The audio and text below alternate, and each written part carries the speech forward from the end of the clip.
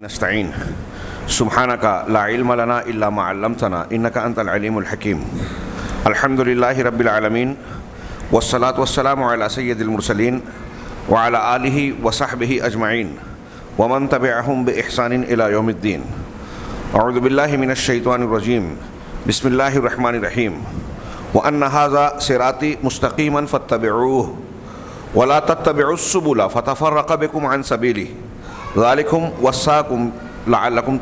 وصاکم بہ لعلکم تتقون۔ رفیق محترم شیخ احسان اللہ مدنی حفظہ اللہ، الحاس نگر کی جمعیت اور مسجد کے محترم ذمہ داران، میرے بزرگوں، بھائیوں، اور اگر مائیں بہنیں سن رہی ہیں تو ان سے بھی میرا خطاب۔ کئی سالوں پیشتر شہر کے ایک موڑ پر الحاس نگر میں دینی پروگرام منعقد ہوا تھا، مجھے یاد پڑ رہا ہے۔ استاذ محترم شیخ عبد المعید صاحب، امیر جمعیت اہل حدیث ممبئی عظمیٰ شیخ عبدالسلام صاحب حفظہم اللہ، ان لوگوں کی قیادت میں، ان کے ساتھ میں الحاس نگر آپ حضرات سے ملاقات اور کچھ دینی باتوں کو کہنے کا موقع ملا تھا۔ مجھے بیحد خوشی ہے کہ ہمارے اس دینی رشتے کی آج تجدید کا موقع ملا۔ آپ حضرات کے درمیان اللہ تبارک و تعالیٰ نے توفیق دی کہ حاضر ہوں، اور پھر سے ہمارا یہ جو رشتہ ہے، دنیا کے تمام رشتوں میں سب سے اہم، سب سے مضبوط، بے مثال دین کا، عقیدے کا، منہج کا، اس رشتے سے مضبوط دنیا میں کوئی رشتہ ہے ہی نہیں۔ اللہ تعالیٰ اس میں برکت عطا فرمائے اور ہماری اس ملاقات کو دین اور دنیا کے لیے مفید بنائے، اس میں اخلاص عطا فرمائے۔ میں آج آپ حضرات کے درمیان جو حاضر ہوا ہوں، مجھے حکم ہوا ہے کہ خارجیت کا اثر ہمارے نوجوانوں پر، اس موضوع سے متعلق کچھ باتیں کہوں۔ یہ ایسا موضوع ہے کہ اس دوران، جیسا کہ ابھی آپ نے شیخ سے کچھ اشارے سنے، کہ مختلف قسم کے شبہات اور گمراہیاں ہماری اور ہماری نسلوں کا شکار کر رہی ہیں، اور ہم اس پر توجہ دیں یا نہ دیں، موبائل کے ذریعے سے، اس پہ جو فیس بک، سوشل میڈیا کے مختلف ذرائع اور نئے اسباب، اور اسلام دشمن عناصر کے آلائے کار اور ان کے مختلف قسم کے ذرائع جو انہوں نے اختیار کر رکھے ہیں، وہ ہمارے نوجوانوں کو شکار بنا رہے ہیں، دین اسلام کی صحیح، سچی، صاف ستھری تعلیمات سے منحرف کر رہے ہیں، اور خوبصورت انداز میں انہیں دین سے بیگانہ، بعض اوقات دین کا مخالف بنا رہے ہیں، اور ہمیں اور آپ کو اس کا احساس نہیں ہوتا۔ ہمارے درمیان کچھ لوگ بعض صحیح حدیثوں پر اعتراض کرنے والے نظر آتے ہیں، ہمارے درمیان عام مزاج نظر آتا ہے کہ حکام اور علماء کے خلاف جو ہے زبانیں تان دراز کیا جائے۔ یہ خارجیت کا ایک اثر ہے۔ کام کرنے والے نظر نہیں آئیں گے، تعمیری فکر والے نظر نہیں آئیں گے، لیکن لوگوں پر اعتراض کرنے والے، علماء کرام، امام مسجد اور دیگر جو ہماری جماعت کے یا دوسر ذمہ داران ہیں، ان کے ایک ایک کام میں خامی نکالنے والے بڑی وافر مقدار میں، تعداد میں ملیں گے، جو بڑے قابل ہیں۔ آپ اسے ہلکی اور معمولی بات سمجھتے ہیں؟ جی نہیں، یہ خارجیت کا ایک اثر ہے جس پر ہماری گفتگو ہونی ہے۔ جب ہم لفظ خارجیت کا استعمال کرتے ہیں، اتفاق ایسا کہ اس درمیان مالیگاؤں میں ہمارا ایک درس کا سلسلہ شبہات کے فتنے جاری ہے، اس میں خارجیت پر لمبی چوڑی گفتگو میں کر رہا ہوں، ایک کتاب کے حوالے سے اس کو سامنے رکھ کر، اور پھر اس موضوع پر میرے مختلف مقامات پر خطابات بھی ہوئے۔ مجھے اس بات کا احساس ہے کہ سامعین میں یہ تاثر ہوتا ہوگا کہ یہ ایسا موضوع ہے کہ ہمارے ارد گرد تو خارجی پائے نہیں جاتے، بہت سے لوگ خارجیت سے اور خارجیوں سے واقف بھی نہیں ہیں، پھر اس موضوع پر اتنا فوکس کیوں، اتنی گفتگو کیوں؟ تو میں اسی تناظر میں یہ تمہیدی کلمات عرض کر رہا ہوں کہ خارجیت کے اثرات آج ہمارے گھر گھر میں ہیں۔ اگر ہم آج کے زمانے کی تحریکیت دیکھیں اخوان المسلمین کی شکل میں، جماعت اسلامی کی فکر کی شکل میں، ان کے جو متعلقین ہیں ان کی شکل میں، اور خود اہل الحدیث کے یہاں جو نوجوانوں کے یہاں علماء اور علم سے دوری کی وجہ سے جمہوری مزاج پیدا ہو گیا ہے، ہر بات میں کیڑا نکالنا، نقد کرنا، سوشل میڈیا پر وہ باتیں پیش کرنا جس کا شرعاً کوئی جواز نہیں ہے، لوگوں پر اعتراض، کاموں میں کیڑے نکالنا، لوگوں کی برائیوں کو اچھالنا، یہ سب خارجیت کے فتنے کے اثرات ہیں۔ اور میں یہ عرض کروں آگے بڑھنے سے پہلے اس موضوع کی اہمیت بتاتے ہوئے کہ علماء نے کہا کہ آج کی تاریخ میں عالم اسلام میں مسلمانوں کو جتنا نقصان خارجی فکر و مزاج نے پہنچایا ہے کسی دوسرے نے نہیں۔ عقائد کے باب میں رافضیت اور صوفیت نے سب سے زیادہ نقصان پہنچایا۔ مسلمانوں کے ڈھانچے کو منتشر کرنے، ایک دوسرے سے لڑانے، دشمنوں کو نرم چارہ بنا کر مسلمانوں کو دشمنوں کے ہاتھ میں دینے، کھلونا بنا دینے، اور دشمنوں کو مواقع فراہم کرنے کے مسلمانوں پر طرح طرح کے الزامات لگائیں کہ یہ دہشت گرد ہیں، انتہا پسند ہے، ان کی تعلیمات جو ہے فتنہ و فساد کو برپا کرتی ہے۔ اس قسم کا مزاج عام کرنے میں موجودہ دور کی خارجیت نے سب سے بڑا کردار نبھایا، اور یہ جاری ہے۔ یہ کوئی چھوٹی موٹی بات نہیں ہے۔ ہم اور آپ دنیا میں کھانے پینے اور دوسرے انسانوں کی طرح یوں ہی زندگی گزار کر دنیا کی کچھ آسائش اختیار کر کے مر جانے کے لیے پیدا نہیں ہوئے۔ ابھی آپ سن رہے تھے، ہمارا فریضہ ہے ادعو الی سبیل ربک بالحکمہ والموعظۃ الحسنہ، کنتم خیر امۃ اخرجت للناس۔ اس بنیاد پر ہم کو ان مسائل پر غور کرنا ہوگا، آنکھیں بند کر لیں، خطرات ٹل نہیں جائیں گے۔ تو خارجیت حقیقت میں خوارج کہتے ہیں، خارجیت ایک فرقہ تھا جو بدعتی فرقہ، اور تاریخی اعتبار سے ہم جانتے ہیں کہ حضرت علی رضی اللہ تعالیٰ عنہ جو خلفائے راشدین میں چوتھے خلیفہ ہیں، ان کے خلاف ان لوگوں نے جو ہے سر اٹھایا، اور آپ ہی کی فوج اور لشکر میں تھے، لیکن جنگ صفین کے موقع پر جو حضرت امیر معاویہ سے اہل شام سے حضرت علی کی ہوئی، اس موقع پر جب مسئلہ تحکیم پیش آیا، حضرت امیر معاویہ نے اپنی جانب سے ایک حکم حضرت عمرو بن عاص رضی اللہ تعالیٰ عنہ کو اور پھر پیش کیا، اور مصالحت کی بات کی جنگ کے تیسرے چوتھے روز جب بھی، تو حضرت علی کی طرف سے دباؤ ڈالا ان لوگوں نے کہ نہیں، انہوں نے جو پیشکش کی ہے کہ قرآن کا فیصلہ مانا جائے اس کو قبول کر لو۔ حکم معاف کیجئے، ایک طبقے نے کہا کہ مان لو۔ حضرت علی کہہ رہے تھے کہ یہ چال ہے، شکست کھا رہے ہیں تو صلح کی بات پیش کر رہے ہیں۔ بالآخر لوگوں کے دباؤ میں آ کے جب حضرت علی رضی اللہ تعالیٰ عنہ نے ان کی بات مانی، تو انہی لوگوں نے حضرت ابو موسیٰ اشعری رضی اللہ تعالیٰ عنہ کو ان کی طرف سے حکم مقرر کیا۔ دونوں حکم مقرر ہوئے، جو معاملہ ہوا۔ ان خوارج نے جو حضرت علی کی فوج میں ہی تھے، انہوں نے کہا کہ آپ نے حکم کیسے بنا لیا؟ قرآن تو کہتا ہے ان الحکم الا للہ۔ دیکھیے دلیل کیا دے رہے ہیں، ان الحکم الا للہ، حکم اور فیصلہ تو صرف اللہ کا ہے، اور آپ نے عمرو بن عاص ابو موسیٰ اشعری کو حکم بنا لیا، دونوں فریق نے، یہ بھی کافر اور امیر معاویہ اور حضرت علی بھی کافر، صحابہ کرام کو کافر قرار دے دیا۔ اور پھر ان کی مخالفت میں ایک جتھا بنایا، نہروان نامی ایک مقام پر جو ہے انہوں نے استقرار پکڑا۔ بعد میں حضرت علی رضی اللہ تعالیٰ عنہ کے سامنے جب ان کی جو علامتیں ظاہر ہوئی، آپ کے ساتھی حضرت خباب کو انہوں نے قتل کیا، ان کے گھر میں شہید کیا بچے اور عورت کو، تو پھر حضرت علی کے سامنے جب وہ علامتیں آئیں تو آپ نے ان سے جدال کیا، اور یہ جانا کہ اللہ رسول صلی اللہ علیہ وسلم نے جو پیشین گوئی کی ہے کہ ایک جماعت ایسی پیدا ہوگی جس کی نماز کے سامنے تم اپنی نماز کو، جس کے روزے اور عبادات کے سامنے اپنی عبادت کو، ان کی تلاوت کے سامنے اپنی تلاوت کو، عبادت کے سامنے اپنی عبادت کو تم حقیر سمجھو گے، لیکن وہ دین سے ایسے نکل جائیں گے جیسے تیر شکار کو چھید کر باہر نکل جاتا ہے۔ مختلف حدیثوں میں ان کی کچھ علامتیں بیان کی کہ یہ آسمان کے نیچے زمین پر سب سے بدترین لوگ ہوں گے، شر الخلق والخلیقہ، مخلوق اور عادت کے اعتبار سے سب سے برے ہوں گے۔ اللہ کے رسول اللہ نے یہ بھی کہا کہ اگر وہ مل جائیں تو انہیں شدت سے عاد کی طرح قتل کر دینا، خاتمہ کر دینا، نیست و نابود کر دینا، قتل کرنے کا حکم دیا۔ وہ صاحب شریعت جس کے بارے میں آپ تعلیمات ابھی سن رہے تھے کہ فرعون کو بھی حضرت موسیٰ کو حکم دیا کہ قول لین سے بات کریں، لیکن یہاں کہا کہ اگر یہ ملے تو ان کو قتل کرنا، ختم کر دینا۔ آج ہمارے نوجوان ایسے فکر کے لوگوں کے لیے لائک کرتے ہیں، فالو کرتے ہیں، ان کی وجہ سے علماء حق کو ہدف تنقید بناتے ہیں۔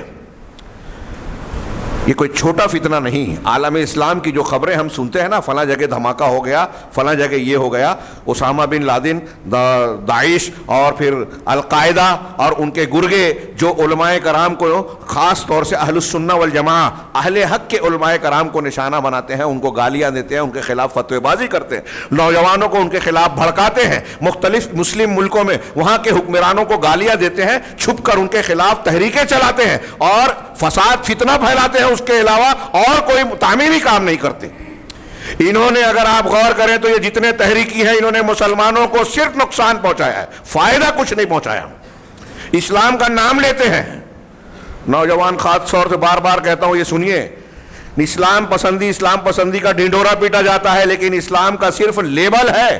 جب انہیں حکومت ملی تو کبھی انہوں نے اسلام کو نافذ کرنے کی کوشش نہیں کی. یوسف القرضاوی صاحب کا الجزیرہ پر 2011 کا انٹرویو آن ریکارڈ ہوگا. وہ کہتے ہیں کہ حریت یعنی آزادی ہمارے نزدیک شریعت کو نافذ کرنے سے زیادہ مقدم ہے.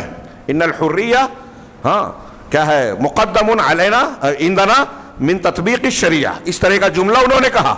اور یہاں وہ امیر المومنین کی طرح جانے جاتے ہیں ان تحریکیوں کے. یہاں ہمارے نوجوان تنقید کرتے ہیں سعودی عرب پر، ان کے اچھے کاموں میں رکاوٹیں ڈالنے کے لیے عالم کفر میں مسلمانوں کے جو دشمن ہیں وہ ساری کوششیں کر رہے ہیں. ان کا اصل نشانہ دنیا کے وہ مسلمان ہیں جو صحیح منہج اور عقیدے کے حامل ہیں.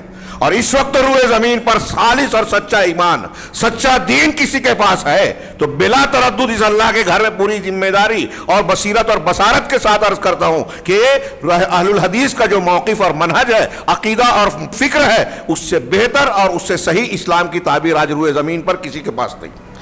اور یہی دنیا کے تمام دشمنان اسلام کا نشانہ ہے، دنیا کے تمام اہل بدعت کے طعن و تشنیع کا مرکز ہے. سارے اہل باطل ان کے خلاف ہیں.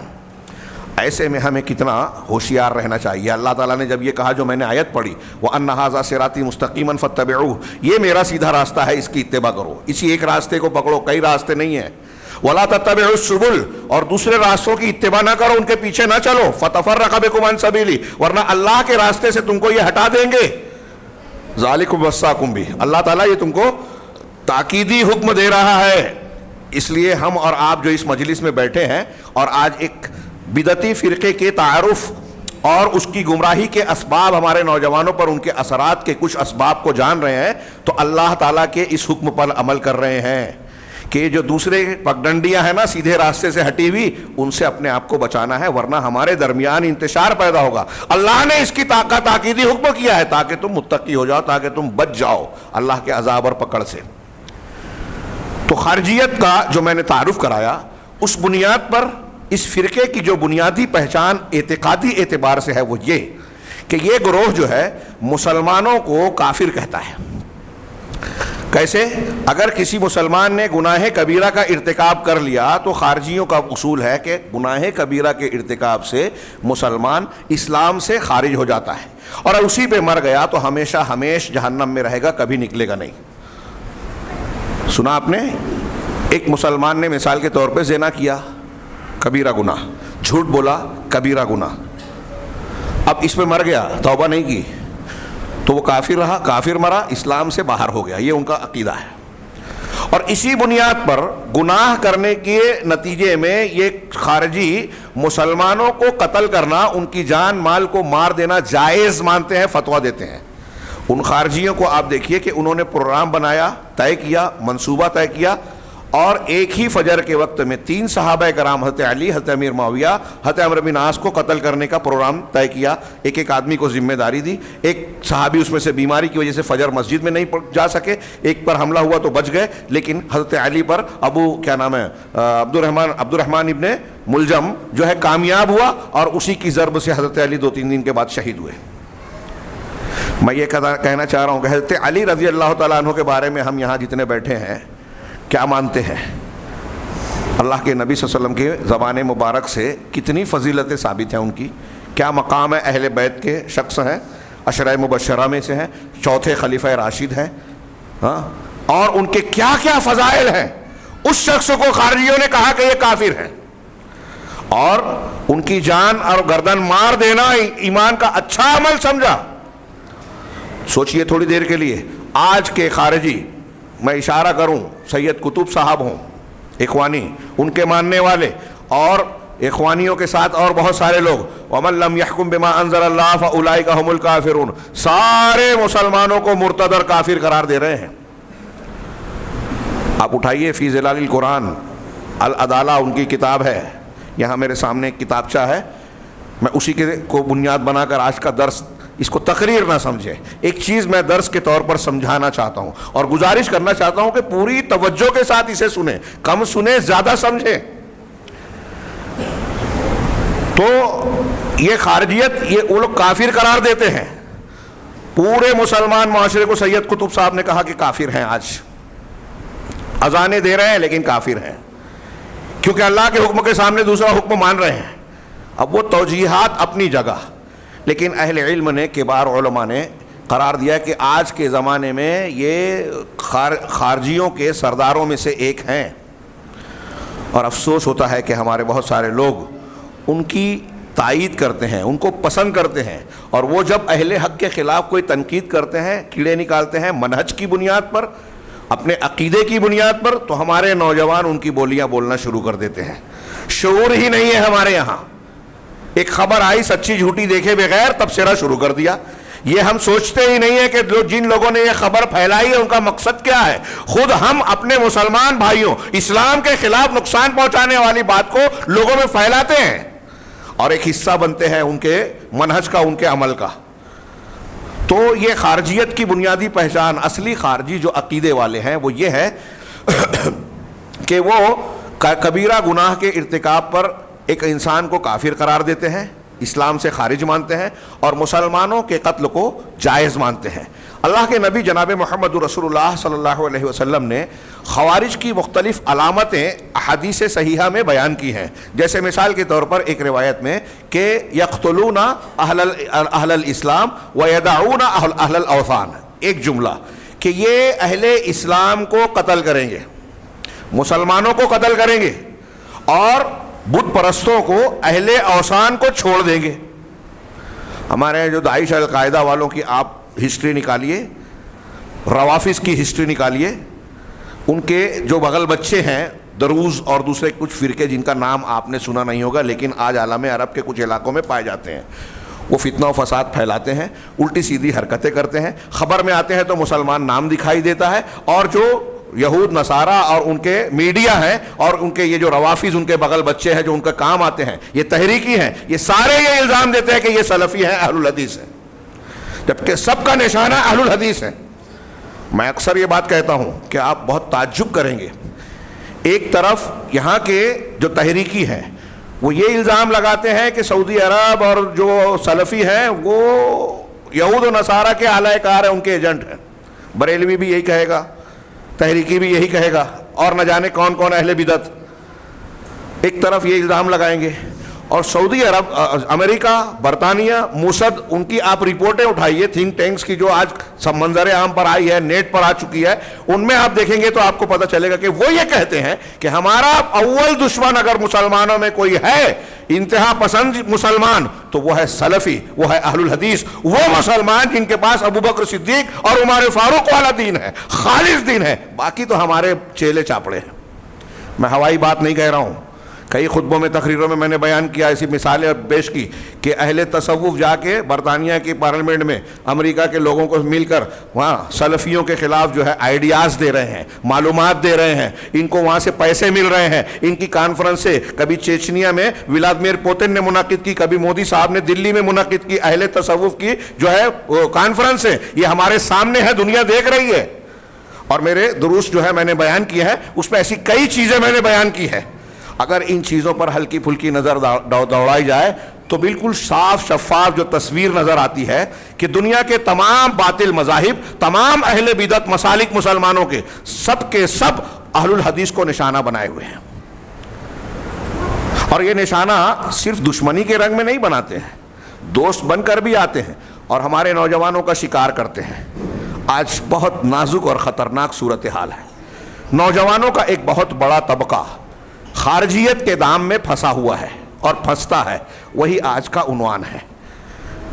ہو سکتا ہے کہ آپ اور ہم یہ کہیں کہ عقیدے کے اعتبار سے جو خارجیوں کا موقف تھا کہ مسلمان نے اگر کبیرہ گناہ کا ارتکاب کیا تو اسلام سے خارج ہو گیا اور اس کو قتل کیا جا سکتا ہے، یہ فکر سب کی نہ ہو، لیکن خوارج کے کچھ علامتیں ہمارے یہاں گھر گھر اور جماعت جماعت میں، اور میں ایسا مانتا ہوں کہ ہماری جماعت میں بھی پائی جاتی ہے۔ اب دیکھیے، ہمارا آپس کا اختلاف ہوتا ہے تو اختلاف اور جھگڑا ہو جانے کے بعد میرا اور شیخ کا جھگڑا ہو گیا، ذاتی جھگڑا ہے، اللہ محفوظ رکھے، میں سمجھانے کے لیے مثال دے رہا ہوں کہ اگر ہو گیا تو ہمارے یہاں کیا مزاج ہوتا ہے، یہ محدود نہیں رہتا ہمارے جھگڑے اور ہمارے جھگڑے کی نوعیت تک، بلکہ اب میں یہ سوچتا ہوں کہ شیخ کوئی تقریر نہ کر پائیں، کوئی خطاب نہ کر پائیں، ان کو کوئی اچھا نہ بولے، ان کی اچھائی کو اچھائی نہ مانا جائے، پھر میں آدمی لگاتا ہوں پیچھے سے خارجیوں کی طرح سریت۔ نوجوان یہ سن لے، اسلام میں اگر آپ دین کی خدمت کر رہے ہیں، اچھا کام کر رہے ہیں تو چھپ چھپا کر کرنے والا کوئی کام نہیں ہے، ماں باپ سے چھپا کر اور فلاں سے چھپا کر۔ یہ جتنے ہمارے یہاں پکڑے جاتے ہیں داعش کے نام پر، یہاں سے کچھ لوگ گئے تھے نا، آپ دیکھیے کہ وہ چوری چھپے کر کے ہی یہ اس معاملے میں پھنسے تھے۔ تو چھپ چھپا کر میں تحریر لکھتا ہوں، رات کے اندھیرے میں بانٹتا ہوں، شیخ احسان صاحب ایسے ہیں، ان کے گھر میں ایسا ہوا، ویسا ہوا، یہ ہوا، وہ ہوا، ان کی برائیاں صحیح ہے یا غلط ابھی صحیح دو نمبر کی بات۔ میں جتنے بیٹھے ہوئے ہیں، بہت ہمارے ہاں لوگ علماء کی غلطیاں نکالتے ہیں، میرا سوال ہے سب سے کہ کیا یہ طریقہ جو آج کل ہمارے نوجوان سوشل میڈیا پہ، واٹس ایپ پہ، فیس بک پہ اپناتے ہیں، کسی کی مخالفت ہو جائے تو پین نیم سے، جھوٹے نمبر سے ایسی چیزیں ڈالے جس سے ان کی بدنامی ہو، ان کے عیب کو بے نقاب کیا جائے، ان کی طرف اشارہ کیا جائے، ضرورت پڑی اور جرأت دکھائی تو نام لے کر برائیاں شروع کر دیتے ہیں؟ کیا قرآن حدیث کی کوئی ایک دلیل اس کے جائز ہونے پر پیش کی جا سکتی ہے کہ ایسا طریقہ صحیح ہے کہ میں اپنے اس بھائی کو جو میرا ہم عقیدہ ہے، ہم مزاج ہے، ٹھیک ہے میرا اختلاف ہو گیا تو اس کے عیب کو بے نقاب کروں، لوگوں میں اچھالوں، ان کی شخصیت کو بدنام کروں؟ ہمارے ہاں گھر گھر جھگڑا ہے، میں نہیں جانتا الاس نگر میں کیا ہے، لیکن یقین سے کہتا ہوں کہ ضرور ہوگا، اس کے بغیر کہیں کوئی ہے ہی نہیں اہل حدیثوں میں۔ اگر لوگ شرک بدعت کر کے اپنے اعمال ضائع برباد کر رہے ہیں دوسرے لوگ، تو ہمارے ہاں جھگڑا کر کے کام ہی نہیں کر رہے ہیں، دین کا کام کر بھی نہیں رہے، کرنے بھی نہیں دیتے۔ یہ خارجیت ہے کہ لوگوں کی شخصیتوں کو اچھالنا، ان کے خلاف فتوی بازی کرنا، مسلمانوں کو مارنا، کفار کو چھوڑ دینا۔ ہمارا اختلاف ہو گیا تو ہمارے لیے اگر ساتھ میں ہم دیکھ رہے ہیں کہ بدعت ہو رہی ہے، بت پرستی ہو رہی ہے، قبر پر لوگ پوجا کر رہے ہیں، شرک ہو رہا ہے، ہم اس کو جانتے ہیں کہ یہ شرک ہے، یہ بدعت ہے، ہماری پیشانی پہ بل نہیں آتا، وہاں مصلحت کے خلاف ہے، لیکن ہمارا توحید پر عمل کرنے والا عالم اگر اس سے ہمیں اختلاف ہو گیا تو اس کے خلاف ہم پوری صلاحیت، طاقت، وقت سب کچھ لگاتے ہیں۔ کون سا دین مان رہے ہیں ہم لوگ سمجھ میں نہیں آتا، یہ خارجیت ہے۔ تو خارجیت کے یہ اثرات چھوٹے موٹے کم زیادہ ہمارے یہاں ہر جگہ نظر آئیں گے۔ عقیدے کا عالم اسلام میں بہت ساری جگہوں پر یہ اثر نظر آئے گا۔ میں ایسی صورت میں یہ بتا دوں آپ کو کہ یہ جو شیخ محمد بن رمضان الحاجری سعودی عرب کے بڑے کٹر اور صاحب منہج عقیدہ عالم دین ہیں، کبار علماء میں ان کا شمار ہوتا ہے۔ ان کا یہ ایک جو ہے خطاب ہے، محاضرہ ہے، اسباب و احتواء الخوارج لبعض ابنائنا، ہمارے بعض ابنا پر خوارج کے چھا جانے یا خوارج کو خارجیت کو گھیر لینے کے اسباب۔ تو اس میں انہوں نے کچھ اسباب کا تذکرہ کیا ہے۔ مقدمۃ الکتاب میں اپنے کچھ محاضرات کا اور حالات کا تذکرہ کیا شروع میں تمہید کے طور پہ، اور بتایا کہ میں نے اس سے پہلے الغلو والارہاب اور اس قسم کے مختلف عناوین پر خطابات کیے ہیں۔ یہ جو موجودہ دور کی غلو، حد سے تجاوز، یہ شدت پسندی، اور ارہاب یعنی دہشت گردی، اس کے مظاہر، اسباب اور علاج، یہ جو آج پوری دنیا میں چل رہا ہے اس خارجیت کے ہی نشانات ہیں۔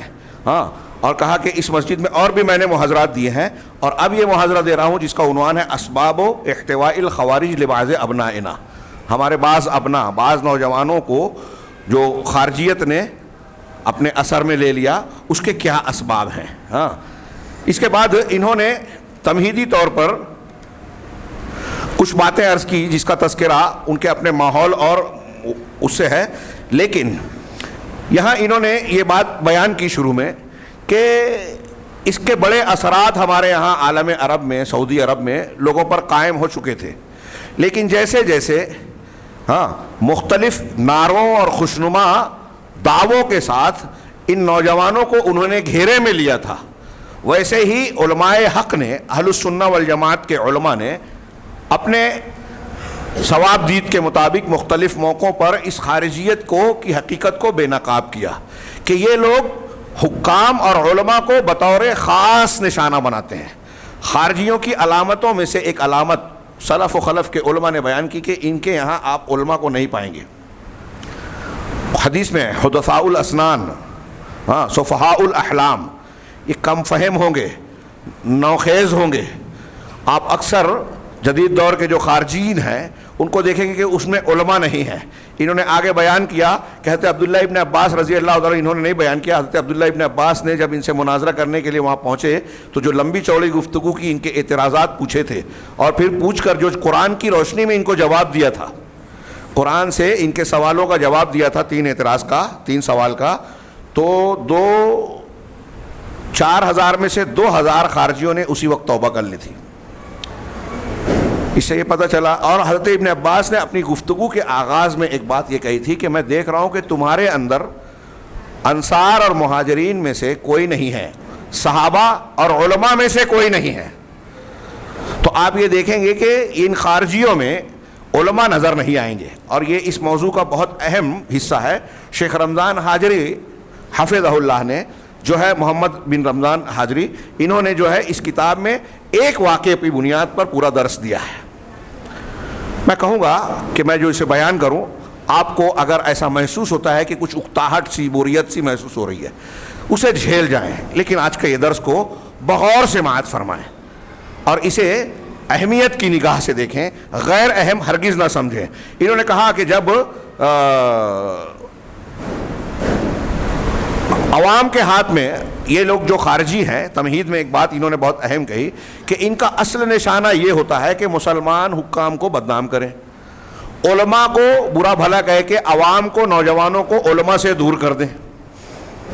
تو اب انہوں نے سوال اٹھایا کہ تھوڑی دیر کے لیے سوچئے کہ جو حکام ہیں ان کو آپ ہٹا دیجئے، جاہل اور عام لوگوں کو ان کی جگہ بٹھا دیجئے۔ ابھی گزشتہ کچھ سالوں پیشتر تیونس میں، مصر میں، لیبیا میں، مختلف مقامات پر آج کی زبان کے اعتبار سے انقلاب آیا، پرانی حکومتوں کو ہٹا دیا گیا اور نئی حکومتیں آ گئی۔ میں یہ نہیں کہتا کہ پرانی حکومتیں بہت اچھی تھیں، لیبیا کے کرنل معمر قذافی کی اور فلاں کی، لیکن آج ان ملکوں کا حال دیکھیے کیا ہے۔ آج یہ ہمارے یہاں تحریکی اخوانی اور یہ لوگ خوب شور ہنگامہ مچاتے ہیں، انقلاب آ رہا ہے، اصلاح ہو رہی ہے، اب یہ جو انحرافات ہے اور حکمراں جو ہے بے راہ روی اختیار کے، ان کو ہم توڑ پھوڑ کر ختم کر دیں گے۔ چلیے اچھا ہے، مان لیا تھوڑی دیر کے لیے، لیکن ان کے ہٹنے کے بعد وہ صدام حسین کے بعد عراق دیکھ لیجئے، کرنل قذافی کے بعد لیبیا دیکھ لیجئے، روز لوگ مر رہے ہیں، معیشت تباہ ہو چکی ہے، خوشحالی ختم ہو چکی ہے، اور یہ جو لوگ تحریک کے نام پر جو ہے اسلام اور اصلاح کی بات کرتے تھے، غائب ہے۔ یہ کیا جو حکومت قائم ہے آپ یہ چاہتے ہیں، مثال کے طور پہ سعودی عرب کی آپ مخالفت کرتے ہیں تو یہ حکومت ختم ہو جائے، یہاں بھی زندہ باد مرد آباد، بم دھماکے، چوری چھپے، روافظ، یہودی، نصرانی یہاں بھی اپنی چالیں چلیں اور مسلمانوں میں کھیل کود کر کے لڑائیں، آپس میں روز دھماکے ہوں، عزتیں لوٹے، معیشت تباہ ہو جائے؟ کیا یہ چاہتے ہیں فساد پھیلایا جائے؟ عجیب بے وقوفی کا معاملہ ہے، سامنے چیزیں، نتائج نظر آ رہے ہیں، لیکن بس انقلاب کس چڑیا کا نام ہے؟ کوئی انقلاب نہیں، یہاں دعوت ہے، یہاں اصلاح ہے، یہاں تعمیر ہے، یہاں اپوزیشن نہیں ہے۔ تعاون علی البر والتقوی کا مزاج ہے اسلام میں۔ یہ اپوزیشن کے جمہوری مزاج ہے کہ ایک حکومت کے خلاف ایک ہونا چاہیے، ہر چیز میں کیڑا نکالتی رہے، اور یہ تصور ہے کہ اصلاح ہو۔ کوئی اصلاح نہیں ہوتی۔ کتنے امن سے ہیں ہم لوگ، ہمارا آئین کتنی ضمانتیں دیتا ہے، اقوام متحدہ دنیا میں حقوق انسانی کے نام پر کتنی ضمانتیں دیتا ہے، لیکن دنیا میں آج لوگوں کی جان، مال، عزت و آبرو کتنی محفوظ ہے۔ کتنے لوگ جو ہیں ابھی بتا رہے ہیں کہ دنیا میں جو دولت ہے یورپ کے ممالک کی، امریکہ میں اور چین میں، یورپ کے ممالک میں، پوری دنیا کا کتنا فیصد ہے، اور اس میں بھی جو دولت مند طبقہ ہے وہ صرف 10 سے 15% ہے۔ باقی بھوک مری، غربت، بے روزگاری عام ہے پوری دنیا میں۔ کون سا انصاف ہو رہا ہے؟ لوگوں کو کون سے امن و امان اور بحالی خوشحالی مل رہی ہے؟ کس چڑیا کے پیچھے بھاگ کر اسلام پر تنقید کی جا رہی ہے اور حکومتیں پلٹی جا رہی ہے ان کا خواب دکھا کر؟ تو یہ سب جھوٹ اور تزویر کی باتیں ہیں. اسلام کے نام پر اسلام کے خلاف جو ہے تحریک کا نام ہے یہ جدید دور کی خارجیت. تو انہوں نے بیان کیا کہ اگر علماء کو ہٹا دیا جائے، آپ سوچئے کہ تھوڑی دیر کے لیے ان کو جو تنقید کرتے ہیں ہمارے ہاں جماعت اسلامی، اخوانی، ارے علماء نے برباد کیا، پڑھا لکھا دانشور طبقہ جو علماء سے دور ہے نا وہ علماء پہ تنقید کرتا ہے. تھوڑی دیر کے لیے آپ لوگ تصور کیجئے کہ علماء کو ہٹا دیجئے، کس سے رہنمائی لیں گے آپ؟ نوجوانوں کی اصلاح و تربیت کا کام کون کرے گا؟ غیر علماء کریں گے؟ یہ ابھی ہم اس میں آگے پڑھنے والے ہیں. پھر انہوں نے مدینہ دقیق میں ایک واقعہ کی طرف اشارہ کیا کہ انتہائی خبیث واقعہ ہوا، وہاں دھماکہ ہوا، نوجوانوں نے جو حرکتیں کی، کچھ لوگ جو بہک گئے، لیکن کہہ رہے ہیں کہ یہ ان کا یہ عمل باطل ہے، دین اسلام کے خلاف ہے. کہہ رہے ہیں کہ ہاں، آگے انہوں نے کہا یہ عالم عرب کی ایک بات کہہ رہے ہیں کہ یہ بات صحیح ہے کہ کچھ نوجوان متاثر ضرور ہوئے، اس میں پڑ گئے بعض نوجوان، لیکن جب انہوں نے یہ شیطانی حرکتیں کی اور کردار نبھایا اور یہ لوگوں میں بات پھیلی، تو ان میں سے کچھ لوگ ایسے پیدا ہوئے جنہوں نے حکام کو کافر قرار دینا شروع کیا، علماء کے خلاف جو ہے زبان کو لمبا کیا. تو کہہ رہے ہیں جب علماء حق نے دیکھا اور پھر علماء نے سنت کے طریقے کو، دین کے طریقے کو دلیل کے ساتھ بیان کیا، تو اہل ہوا ان بدعتیوں کا، ان خوارج کا حال لوگوں میں بے نقاب ہو گیا. جب انہوں نے لوگوں کو یہ بتایا کہ سنت اور جماعت کو مضبوطی سے پکڑے رہنا چاہیے، جب لوگوں کو علماء نے یہ بتایا کہ صحیح طریقہ یہ ہے کہ آپ اللہ کے نبی صلی اللہ علیہ وسلم کی سنت کو اور مسلمانوں کی جماعت کو، وہ جماعت حقہ ہے جو قرآن و حدیث پر عامل ہے، اس کو آپ مضبوطی سے پکڑے رہیں. جب یہ تعلیم کو لوگوں میں عام کیا تو جو اہل تفرق اور اہل بدعت ہیں ان کا معاملہ جو ہے خراب ہو گیا. جب جہاد کی حقیقت کو علماء نے بیان کیا تو جہاد اور افساد، دہشت گردی کے درمیان لوگوں کو فرق معلوم ہو گیا. اسی طریقے سے انہوں نے بتایا کہ جب بدعت اور سنت کے مختلف پیرایوں کو اہل علم نے پیش کیا تو ہمارے بہت سارے نوجوانوں اور جدید دور میں جو خارجیت سے متاثر طبقات ہیں ان کو حقیقت حال کا علم ہوا اور انہوں نے اپنے موقف سے رجوع کیا. لیکن اس ضمن میں کہتے ہیں کہ جب یہ معاملہ ہوا تو مجھے پسند آتا ہے ایسے مسلمانوں کا رویہ جو بہت سارے لوگ غضبناک ہوتے ہیں، اور یہ اللہ تبارک و تعالیٰ کے دین کے لیے ان کو غصہ آتا ہے جب کوئی خبیث شخص حضرت عائشہ صدیقہ رضی اللہ تعالیٰ عنہ کے حق میں بری زبان اختیار کرتا ہے. اسی طریقے سے مجھے جب کوئی حضرت عائشہ کو برا بھلا کہتا ہے اور کوئی مسلمان غصے میں آتا ہے تو شیخ محمد بن رمضان کہہ رہے ہیں کہ مجھے اس پر خوشی ہوتی ہے کہ یہ اس دینی غیرت ہے، اور آج یہ عالم اسلام میں عام ہے. اور خارجیت کے متاثر یہ تحریکی ان کے یہاں شیعوں سے یہ ہاتھ ملاتے ہیں، سلفیوں پر تنقید کرتے ہیں، سعودی عرب کے خلاف بولتے ہیں، اور شیعوں سے کہتے ہیں کہ اگر آپ صحابہ کرام کو برا بھلا کہنا چاہتے ہو تو ٹھیک ہے لیکن ہمارے سامنے مت بولو. پھر مولانا مودودی صاحب ہو، سید قطب صاحب ہو، ان کی کتابیں صحابہ یہاں تک کہ انبیاء کے خلاف تنقیدی جملوں سے بھری پڑی ہے جو کفر کی طرف لے جاتی ہے آدمی کو اور نوجوانوں کو خارجیت کی طرف لے جاتی ہے. تو شیخ نے کہا لیکن مجھے اس کے بالمقابل جب کوئی حضرت عائشہ کو برا بھلا کہتا ہے اور اس پر کوئی مسلمان غصہ اور غضبناک ہوتا ہے تو مجھے اس پر خوشی ہوتی ہے، اس لیے کہ یہ اللہ کے دین کی غیرت ہے. لیکن اس کے مقابلے میں مجھ کو اس وقت غم ہوتا ہے، حزن و ملال ہوتا ہے جب میں دیکھتا ہوں کہ جو شخص حضرت عثمان غنی رضی اللہ تعالی عنہ پر تنقید کرتا ہے، ان کو برا بھلا کہتا ہے، ان کی شان میں گستاخی کرتا ہے، تو ایسے شخص کی ہمارے یہاں لوگ تائید کرتے ہیں کہ، اور وہ کہتا ہے ایک شخص کا، یہ سید قطب کا جملہ ہے، وہ کہتا ہے کہ ان تاریخ عثمانہ یعتبر فجوۃ فی تاریخ العالم الاسلامی. یہ سید قطب کا ایک جملہ ہے اور حاشیے میں انہوں نے شیخ ربیع کے حوالے سے ان کی پوری عبارت نقل کی ہے اور لمبی چوڑی میں اس کو پیش نہیں کر سکتا اس لیے کہ ہمارے پاس زیادہ وقت نہیں ہے. وہ کہتے ہیں کہ حضرت عثمان غنی رضی اللہ تعالیٰ عنہ کا دور اسلامی تاریخ میں ایک فجوہ ہے. کیا کہیں گے فجوہ کو شیخ اچھی اردو میں بیچ میں؟ جی ہاں ایک خلا ہے، رکاوٹ ہے، یعنی ایسی چیز ہے کہ حضرت ابوبکر صدیق، انہوں نے آگے بیان کیا، حضرت ابوبکر صدیق، عمر فاروق، ان کا دور خلفائے راشدین کے اعتبار سے ایک معیاری تھا، اور پھر اس کے بعد حضرت علی کا دور اس سے جوڑا، تو ہم اس کو جوڑ کر عثمان غنی کا دور چھوڑ کر یہاں آگے بڑھا دیا، اور اس کے بعد حضرت عثمان غنی کا تذکرہ کیا، تو کہا یہ ایک خلا ہے، رکاوٹ ہے، جو اس خلافت راشدہ کے بیچ میں ایک گیپ ہے۔ چنانچہ انہوں نے حضرت عثمان غنی، یہی نہیں اور دوسرے لوگ، اور پھر انہوں نے بتایا، اس کی کچھ تفصیلات پیش کی، اور کہتے ہیں کہ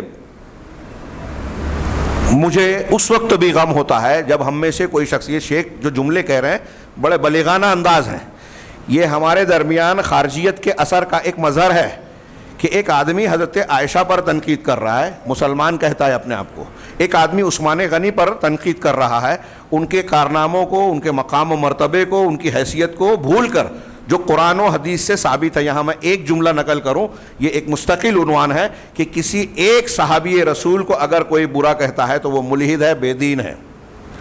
یہ عقیدہ اہل سنت والجماعت کا حصہ ہے، اس پر ہم نے مستقل خطابات دیے، جتنی عقیدے کی کتابیں ہیں ہاں ہمارے اسلاف کی، سب میں آپ کو یہ اس طرح کی باتیں ملے گی۔ ایک صحابی کو اگر کسی نے برا بھلا کہا تو وہ قرآن و حدیث کا انکار کر رہا ہے، رد کر رہا ہے۔ قرآن حدیث کی بہت ساری دلیلیں صحابہ کرام کی عظمت، ان کی تعدیل اور ان کی مقبولیت کو بیان کرتی ہیں۔ اس سلسلے میں تفصیلات ہم اگر میں بیان کروں تو وقت یہ درس رہ جائے گا، گھٹ جائے گا اس کے لیے وقت، اس لیے میں آگے بڑھتا ہوں۔ شیخ کہہ رہے ہیں کہ یہ جو ایسی باتیں ہم سن رہے ہیں نا، اپنے درمیان میں نوجوانوں میں یہ خارجیت کے اثرات ہیں، رافضیت کے اثرات ہیں۔ کوئی شخص اگر یہ کہتا ہے، ہاں یہ ان لوگوں نے تحریکیوں کے ہاں یہ جملے کہے جاتے ہیں کہ حضرت عثمان غنی کے مقابلے میں جو اس وقت کے خوارج تھے، حضرت علی کے دور میں جو بے نقاب ہوئے، اس وقت کے جو خوارج تھے اور صحابہ کرام پر تنقید کرتے، مخالفت کرتے تھے، یہ اسلام سے عثمان غنی کی حکومت کے مقابلے میں اسلام سے زیادہ قریب تھے۔ یہ بھی سید قطب کا جملہ ہے۔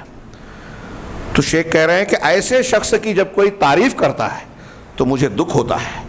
اس کی تعریف کرنے کا مطلب یہ ہے، ایسے شخص کی، ان کو عظیم ماننے کا، ان کی باتوں کو بڑھانے کا ماننا مطلب یہ ہے کہ آپ ان کی تائید کر رہے ہیں، آپ کے اندر خارجیت کے جراثیم ہیں، آپ حق کے تعلق سے غیرت نہیں رکھتے، آپ اپنی سلفی منہج کو سمجھتے نہیں ہیں۔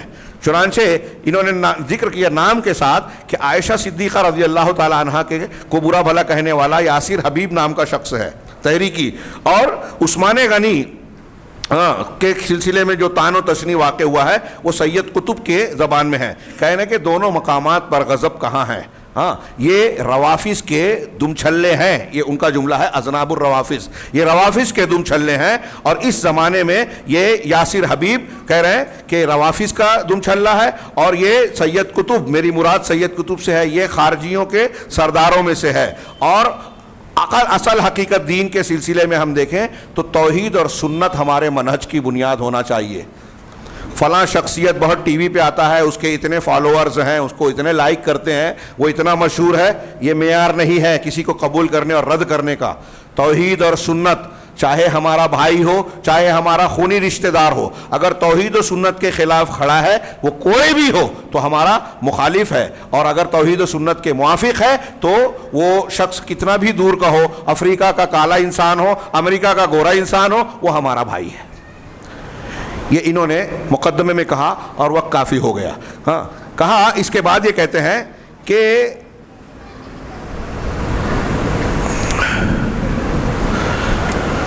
آج کے ماحول میں خوارج کا بہت زبردست کردار اس بات میں رہا ہے کہ ہمارے نوجوانوں کو سلفیت، قرآن و سنت کے صحیح منہج سے ہٹا کر خارجیت اور خارجی مزاج کی طرف پھیر دیویں۔ ہاں، اور اس بنیاد پر وہ نوجوانوں کے سامنے خوبصورت شکل و صورت بنا کر آتے ہیں۔ آپ اور ہم دیکھتے ہیں اسلام پسند طلبہ کی پارٹی، ہاں اسلامی حکومت کا قیام، اعلیٰ سے اعلیٰ نعرے، قرآن کا شعوری مطالعہ۔ ہمارے یہاں کچھ لوگ یہ بولتے ہیں نا، قرآن کا شعوری مطالعہ کیا جائے۔ اب جب آپ کہیں گے کہ شعوری مطالعہ کیسا کیا جائے تو تفہیم القرآن، تدبر قرآن، شروع یہاں سے ہوگا اور ختم یہیں ہو جائے گا۔ ہاں، جن میں جو ہے صحیح حدیثوں کو بیان کرنے سے زیادہ صحیح حدیثوں کا رد کیا گیا ہے۔ اور تفسیر بالرائے کی گھناؤنی شکلیں آپ کو نظر آئے گی. سلف کے عقیدے، اہل سنت والجماعت کے عقیدوں سے قدم قدم پر انحراف نظر آئے گا. میں ہوائی باتیں نہیں کر رہا ہوں اور چھوٹی اور معمولی باتیں بھی نہیں کہہ رہا ہوں. جن ان کے ماننے والوں تک میری جو باتیں پہنچے گی تو میں جانتا ہوں کہ ان کو یہ بات بری لگے گی، ناراض ہوں گے، لیکن جیسا کہ ابھی ہم نے کہا کہ عبرت قرآن و سنت کی ہے. ہم ذمہ دار ہیں اس بات کے کہ اہل حق کو لوگوں کے سامنے بے نقاب کر کے پیش کریں.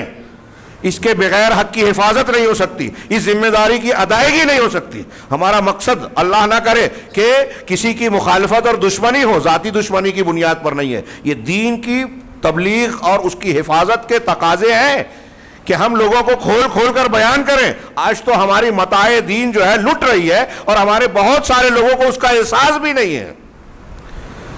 اور یہی وجہ ہے، یہ ضمناً میں بات کہہ رہا ہوں کہ دین کے تعلق سے جو ہم لوگوں نے رویہ اختیار کر رکھا ہے نا، غفلت کا، بے توجہی کا، اس کو غیر ضروری سمجھ کے چھوڑ دیا.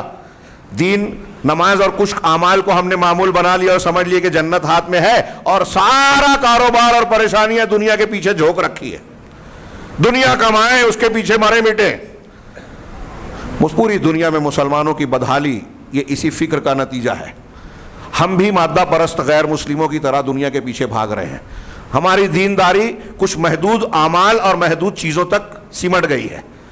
لہٰذا اصل دین کو سمجھیں، اپنے ارد گرد کے خطرات کو جانیں. اسی ایک خطرے کا تذکرہ یہاں شیخ کر رہے ہیں. کہہ رہے ہیں کہ یہ خوبصورت قالب میں مسلمانوں کے نوجوانوں کے سامنے آتے ہیں یہ خارجی گمراہ کرنے والے لوگ، اور انہیں الگ الگ نعرے دیتے ہیں. انہیں قرآن کو سیکھنے کی طرف بلاتے ہیں، جیسا کہ میں نے ابھی کہا، شعوری مطالعہ. اور پھر کہتے ہیں ایسے محاضرات، ایسی تقریریں سننے کی طرف، ایسے مقررین کی باتوں کو سننے کی طرف ان کو اکساتے ہیں جن کے اندر اس قسم کی گمراہیاں اور لغزشیں پائی جاتی ہیں. قرآن و سنت سے انحراف پایا جاتا ہے. سلف کے موقف سے ان کے یہاں انحراف ہوتا ہے. کہہ رہے ہیں کہ تاصیل، بنیادی دین کی بنیادی چیزوں کے قاعدوں میں سے ایک اہم قاعدہ یہ ہے کہ النصیر علی ما کان علیہ محمد و صحابتہ. ایک قاعدہ یاد رکھیے، یہ بہت ساری آیتوں اور حدیثوں کے خلاصے کے طور پر ایک جملے میں یہ کہا کہ ہم اسی راستے پر چلیں گے جو محمد الرسول اللہ صلی اللہ علیہ وسلم اور صحابہ کا ہے. آپ وہ حدیث، میں ایک حدیث کی طرف اشارہ کروں، 73 فرقے ہوں گے، سب جہنم میں جائیں گے، ایک نجات پائے گا. کون؟ جس پر میں ہوں اور میرے صحابہ. جس پر میں ہوں یعنی رسول اللہ، اللہ کے رسول جس پر ہے وہ سنت ہے، اس کو ماننے والے اہل سنت، اہل الحدیث. اور جو صحابہ جس پر ہے وہ صحابہ کی جماعت ہے، اس کو ماننے والے اہل جماعت ہیں. اہل السنہ والجماعہ یہ اسی سے نکلا ہے. اور ہندوستان پاکستان میں بار بار وضاحت کرتا ہوں کہ بریلویوں کو یا جو لوگ اہل السنہ والجماعہ کہتے ہیں وہ اہل السنہ نہیں ہیں، وہ اہل بدعت ہے. جو بدعت اختیار کرے وہ اہل سنت کیسے ہوگا؟ اہل سنت والجماعت وہ ہیں جو نبی صلی اللہ علیہ وسلم کے عقیدے اور منہج کو ہر معاملے میں اختیار کریں، آپ کی تعلیمات اور ویسے قرآن و حدیث کو مانے جیسے صحابہ نے سمجھا تھا. تو انہوں نے، شیخ نے بنیادی بات یہی کی. اور جو گفتگو کرنے لگی کہ میں آپ کی خدمت میں پیش کر رہا ہوں، انہوں نے پورا درس ایک واقعے کے تناظر میں دیا اور اچھا خاصا لمبا اس سے بڑے دروس نکالے ہیں. وہ کیا ہے کہ آپ کی خدمت میں حضرت عبداللہ ابن مسعود رضی اللہ تعالیٰ عنہ کے زمانے میں جو واقعہ اور حادثہ واقع ہوا اسے پیش کر رہا ہوں عراق میں. راوی جو ہیں حضرت ابو موسیٰ اشعری رضی اللہ تعالیٰ عنہ ہیں. حضرت عبداللہ ابن مسعود وہاں کے گورنر تھے، والی تھے. اور اس واقعے سے ہم اس زمانے کے تناظر میں، اس زمانے میں جو ہم کو تعلیم ملتی ہے اور اس کے تناظر میں موجودہ زمانے میں ہم کچھ عبرت، نصیحت اور اسباق کو اس سے حاصل کریں گے. چنانچہ انہوں نے کہا کہ سنن امام دارمی نے اپنی سنن میں حضرت عمرو بن یحییٰ سے روایت کیا. وہ کہتے ہیں کہ میں نے اپنے والد سے سنا کہ وہ اپنے والد سے روایت کرتے ہیں، اور انہوں نے کہا کہ ہم عبداللہ ابن مسعود رضی اللہ تعالیٰ عنہ کے دروازے پر بیٹھتے تھے. اہل علم اور اہل فضل کے پاس لوگ اس زمانے میں بیٹھتے تھے، انتظار کرتے تھے ان سے وقت لینے کے لیے، ان سے استفادہ کرنے کے لیے. ہمارے یہاں لوگوں کو تقریر درس سننے کا موقع نہیں ہے. علم کا شوق سلف سے سیکھیے. کچھ لوگ صحابہ اور علماء کبار کے ساتھ مسجد میں نماز جب وہ پڑھنے آتے تھے تو مسجد سے گھر جاتے تھے تو ساتھ ساتھ چلتے تھے بلا کسی کام کے. پوچھا جاتا کیوں ان کے ساتھ ان کے گھر تک جاتے ہو؟ کہا ہو سکتا ہے راستے میں کوئی حدیث سنا دیں. ہو سکتا ہے کوئی رہنمائی اور نصیحت کر دے، یہ ان کا شوق تھا۔ خیر ایسے بہت سے واقعات ہیں۔ تو کہا کہ ہم عبداللہ ابن مسعود کے دروازے پر بیٹھتے تھے قبل صلاۃ الغدات، صبح کی نماز سے پہلے، فَإِذَا خَرَجَ، بس جب آپ نکلتے مسجد سے، گھر سے، تو ہم ان کے ساتھ مسجد تک آتے۔ یہ جو میں نے ابھی بیان کیا غور کیجئے، شوق دیکھیے علماء کے ساتھ اختیار کرنے کا۔ فَجَاءَنَا ابو موسیٰ الاشعری، بس ہمارے پاس ابو موسیٰ اشعری دروازے پر بیٹھے ہیں حضرت ابن مسعود رضی اللہ تعالیٰ عنہ کے، اور حضرت ابو موسیٰ اشعری رضی اللہ تعالیٰ عنہ تشریف لائے۔ فقال، اور کہا، اخرج الیکم ابو عبد الرحمن، حضرت ابو موسیٰ نے پوچھا کہ کیا ابو عبد الرحمن آپ کے پاس نکلے، گھر سے باہر آئے؟ یہ واقعہ آپ سن چکے ہیں میں جانتا ہوں، لیکن آج شیخ محمد بن رمضان حاجری کے درس کو، ان کا درس ہے زبان میری، ایسا سمجھ کے چلیں یہ جو آگے میں بیان کر رہا ہوں۔ اس کو دیکھیے کہ اس ایک واقعے سے انہوں نے کتنی مفید اور اہم ترین باتیں نکالی۔ کہا کہ کیا ابو عبد الرحمن یعنی حضرت عبداللہ بن مسعود، ان کی کنیت تھی ابو عبد الرحمن، وہ نکلے؟ تو انہوں نے کہا نہیں، اب تک تو نہیں۔ چنانچہ ہمارے ساتھ وہ بھی بیٹھ گئے یہاں تک کہ ان کا خروج ہوا، یعنی وہ گھر سے نکلے۔ اور عبداللہ ابن مسعود رضی اللہ تعالیٰ عنہ، آگے کی عبارت میں ہے، کانا عبداللہ ابن مسعود امیر الکوفہ، امیر کوفہ تھے، کوفہ کے امیر تھے۔ فذهب الیہ وانتظرہ حتی خرج، چنانچہ یہ لوگ حضرت ابو موسیٰ ان کے پاس گئے، انتظار کیا، اور پھر اس وقت نکلے۔ یہ وضاحت کر رہے ہیں بیچ میں شیخ کہ وہ امیر تھے۔ ابو موسیٰ اشعری رضی اللہ تعالیٰ عنہ خود ایک عالم ہے، خود ایک صحابی رسول ہیں۔ اب جو معاملہ آگے آنے والا ہے وہاں کچھ سبق ملے گا کہ وہ جب دیکھتے ہیں تو امیر کے پاس جا رہے ہیں، خود فیصلہ نہیں کر رہے ہیں، یہ ان کے پاس گئے، انتظار کیا جب وہ گھر سے نکلے، تب ان کے گھر سے نکلنے تک انتظار کہہ رہے کہ لِأَنَّ الْأَمْرَ مشکل، اس لیے کہ ابو موسیٰ اشعری جو مسئلہ لائے تھے اس میں اشکال تھا، وہ مشکل تھی اس میں، وَلَا بُدَّ لَهُ مِن تَصْحِيحٍ، اور اس کی تصحیح کرنا ضروری تھا، اس لیے لذالک اتی ولی امر البلدہ، اسی لیے حضرت ابو موسیٰ اشعری نے اپنے طور پر کوئی ڈیسیزن نہیں لیا، فیصلہ نہیں کیا، بلکہ جب انہوں نے معاملہ مشکل معاملہ دیکھا تو شہر کے جو امیر ہے ان کے پاس آئے۔ غور سے سنیے ہمارے نوجوان، ہمارے یہاں کوئی واقعہ ہو جاتا ہے تو ہم خود جو ہے صاحب اختیار بن کر فیصلہ کر دیتے ہیں، فتویٰ دے دیتے ہیں، حکم نافذ کرنے کی کوشش کرتے ہیں، اور خود سوچتے ہیں کہ میری سنی جائے، میری مانی جائے۔ یہ ایک صحابی رسول ہیں جن کے علم کو بعد والا کوئی پہنچ نہیں پائے گا، مقام تو دور کی بات۔ انہوں نے ایک چیز دیکھی تو خود سے فیصلہ نہ کرتے ہوئے جو دوسرے صحابی ہیں اور وہ بھی عالم ہیں اور ان کے شہر کے امیر ہیں ان کے پاس آتے ہیں، تو کہا وَهُوَ الْأَمِيرُ، وہ امیر ہیں۔ فَلَمَّا خَرَجَ ابْنُ مَسْعُودٍ رضی اللہ عنہ، حضرت ابن مسعود جب نکلے تو ان سے ابو موسیٰ اشعری رضی اللہ تعالیٰ عنہ نے کہا، اے ابو عبد الرحمن، انی رأیت فی المسجد امرا آنفا امرا انکرتہ، میں نے ابھی مسجد میں ایک ایسا معاملہ، ایسا کام دیکھا ہے جسے میں نے انکار کیا، جس کو میں نے ناپسند کیا، یعنی میرے لیے وہ منکر ہے، صحیح نہیں نظر آیا۔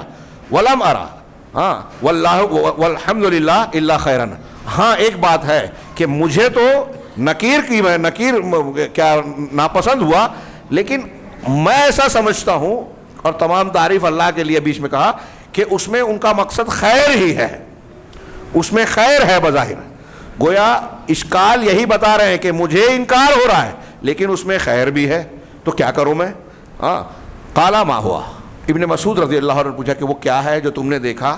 تو انہوں نے کہا کہ اگر آپ چلیں تو آپ کو بھی نظر آ جائے۔ انہوں نے جواباً کہا، رأیت فی المسجد قوما حلقا جلوسا ینتظرون الصلاۃ، میں نے مسجد میں کچھ لوگوں کو حلقے کی شکل میں دیکھا، حلقا حلقتن کی جمع، الگ الگ حلقوں میں کچھ لوگ بیٹھے ہوئے ہیں اور وہ نماز کا انتظار کرتے ہیں مسجد میں۔ فی کل حلقۃ رجل، ہر حلقے میں ایک آدمی ہے اور ان کے ہاتھوں میں کنکریاں ہیں، وفی ایدیہم حصا، ان کے ہاتھوں میں کنکریاں ہیں۔ فیقول، وہ ایک آدمی جو ایک حلقے میں ہے وہ کہتا ہے، کبروا مئتن، 100 مرتبہ اللہ اکبر بولو، تکبیر بولو۔ فیکبرون مئتن، تو وہ 100 مرتبہ تکبیر بولتے ہیں۔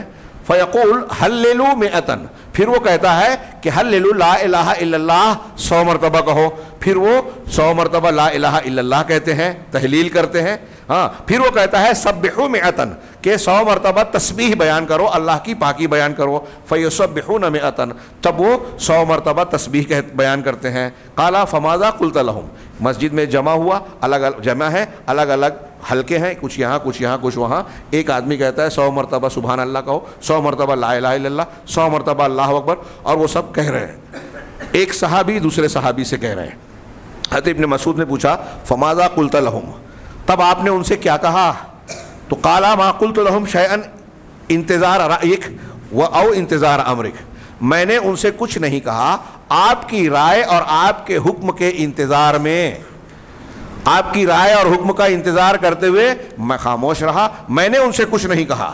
اب یہاں اتنے پر روک کر شیخ محمد بن رمضان حاجری تبصرہ کرتے ہیں کہ فالامور المشکلات، کہہ رہے ہیں کہ مشکل امور میں جس میں ایک جانب ہم کو بھلائی کا نظر آتا ہے اور دوسرا جانب برائی کا نظر آتا ہے.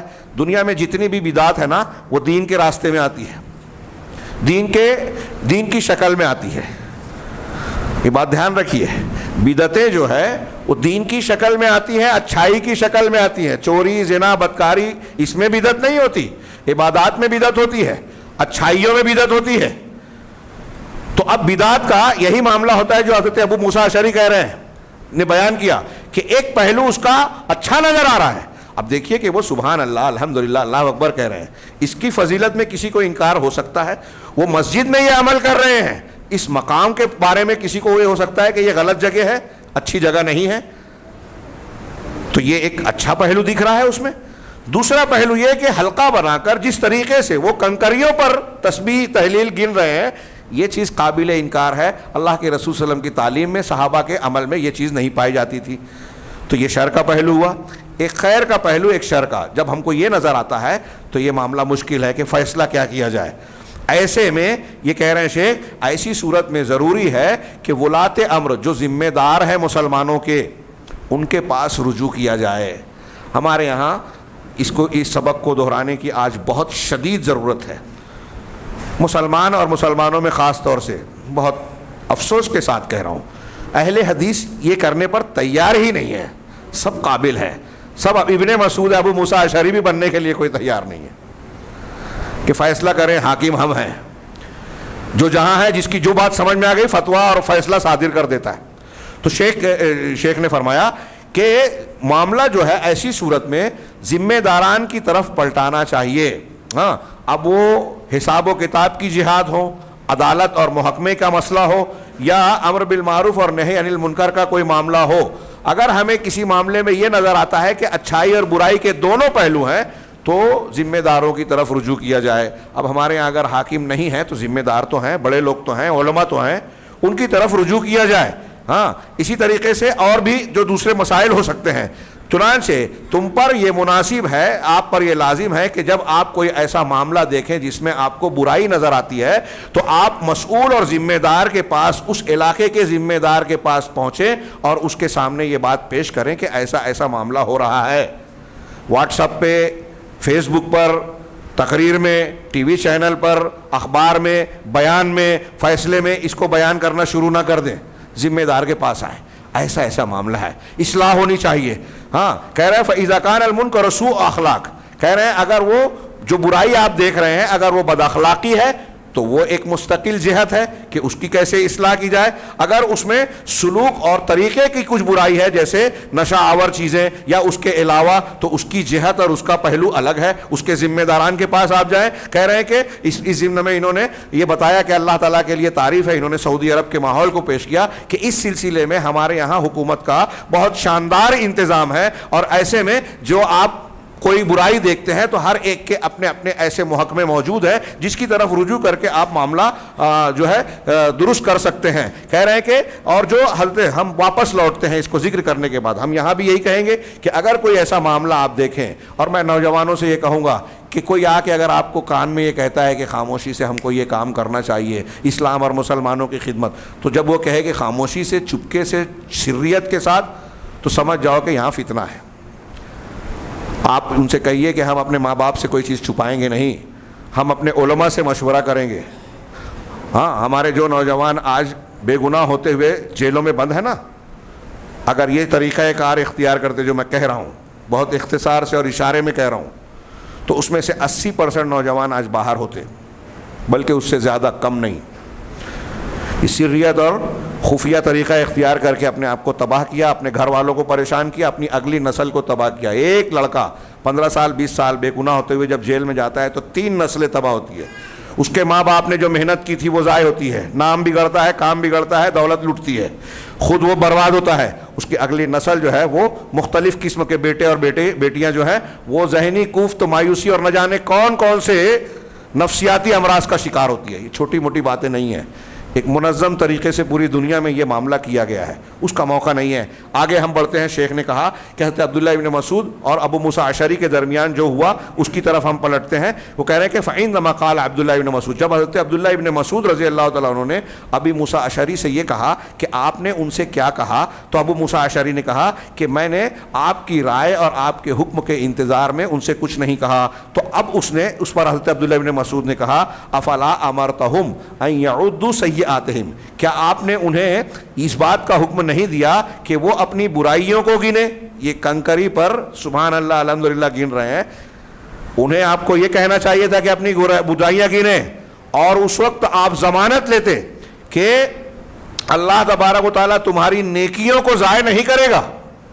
اس کے بعد تبصرہ کر رہے ہیں اذن الامر الاول الذی انکرہ علیہم، سب سے پہلی چیز جو عبداللہ ابن مسعود رضی اللہ تعالیٰ عنہ نے ان پر انکار کیا وہ یہ ہے کہ وہ اپنے حسنات اور نیکیوں کے سلسلے میں امر کا لحاظ کریں کہ اللہ تعالیٰ نے جو حکم دیا ہے اس کا لحاظ اگر کریں گے تو اللہ تبارک و تعالیٰ ان کے نیکیوں کو ضائع نہیں کرے گا. اپنی طرف سے نہیں، اللہ کے حکم کے مطابق. اس میں اطلاق ہے. ہاں، یہاں انہوں نے اصل چیز امر کو قرار دیا، لیکن پھر اس کو ایسی چیز کے ذریعے. اب دیکھیے کہ انہوں نے سبحان اللہ الحمدللہ اللہ اکبر تو کہا، شریعت نے اس کا تو حکم دیا، لیکن اس کو جب اختیار کیا تو شریعت کی پابندی کا لحاظ نہیں رکھا، اپنے طور سے ایک طریقہ ایجاد کر لیا. سبحان اللہ الحمدللہ اچھی چیز ہے، لیکن جو طریقہ انہوں نے اختیار کیا تھا وہ شرعی چیز نہیں تھی. ہاں، تو پہلی برائی یہ تھی. اب جو طریقہ تھا عبادت کا، ذکر کا، وہ شریعت میں معلوم ہے. ان لوگوں نے ذکر کو جو اصل استحباب تھا اس کو امر میں قرار دے دیا. دوسری بات جو ان کی بری تھی وہ یہ کہ انہوں نے ذکر کا طریقہ، انہوں نے ذکر کے طریقے میں مخالفت کی. پہلے تو امر اور استحباب کی بات تھی، دوسرے ذکر کے طریقے میں. نبی کریم صلی اللہ علیہ وسلم نے اپنی بیویوں کو حکم دیتے ہوئے کہا تھا، ہاں کیا کہا تھا؟ یہ ہم لوگ آج کہتے ہیں جو تسبیح کے دانوں پر آج کل لوگ چلتے ہیں نا، بات چیت کر رہے ہیں کہ وہ مال کتنے میں دیا اور دانا بھی آگے بڑھتا رہتا ہے پتہ نہیں کیسے. ہاں، پتہ نہیں ڈبل مائنڈ اور دو صلاحیتیں لوگوں کے اندر آتی ہے. ایک طرف کاروباری بات بھی کرتے ہیں، گھر کے بچے کو حکم بھی دیتے ہیں کہ گھر میں ایسا آج بولو، یہ پکا لے وہ پکا لے، اور سبحان اللہ الحمدللہ بھی چلتا رہتا ہے. اور یہ تسبیح کے دانے ایک طریقے سے مظاہرے اور ریاکاری بھی کا بھی سبب بنتے ہیں. خیر وہ نقصانات نہ بھی ہوں، نبی کریم صلی اللہ علیہ وسلم کا یہ ارشاد انہوں نے نقل کیا کہ نبی صلی اللہ علیہ وسلم نے اپنی بیویوں سے کہا تھا کہ علیکن بالتسبیح والتہلیل والتقدیس وعقدن بالانامل. کہہ رہے ہیں کہ تم پر تسبیح یعنی سبحان اللہ، تہلیل یعنی لا الہ الا اللہ کہنا، والتقدیس اللہ تعالیٰ کی پاکی بیان کرنا، سبحان اللہ وبحمدہ، ہاں یہ کہنا، ہاں یہ لازم ہے.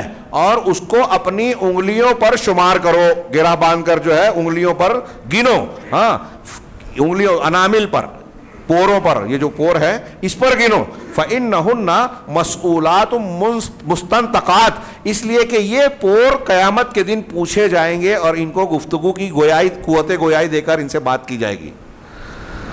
جب آپ اس پہ پڑھیں گے نا تو قیامت کے دن یہ گواہی دیں گے سبحان اللہ الحمدللہ اللہ اکبر والی. ہاں، وَهُمْ يَعُدُّونَهُ عَلَى الْحَصَىٰ، تو یہ سنت کا طریقہ یہ تھا کہ آپ انگلیوں کے پوروں پر گنتے سبحان اللہ الحمدللہ، اور یہ لوگ کنکریوں پر گن رہے ہیں.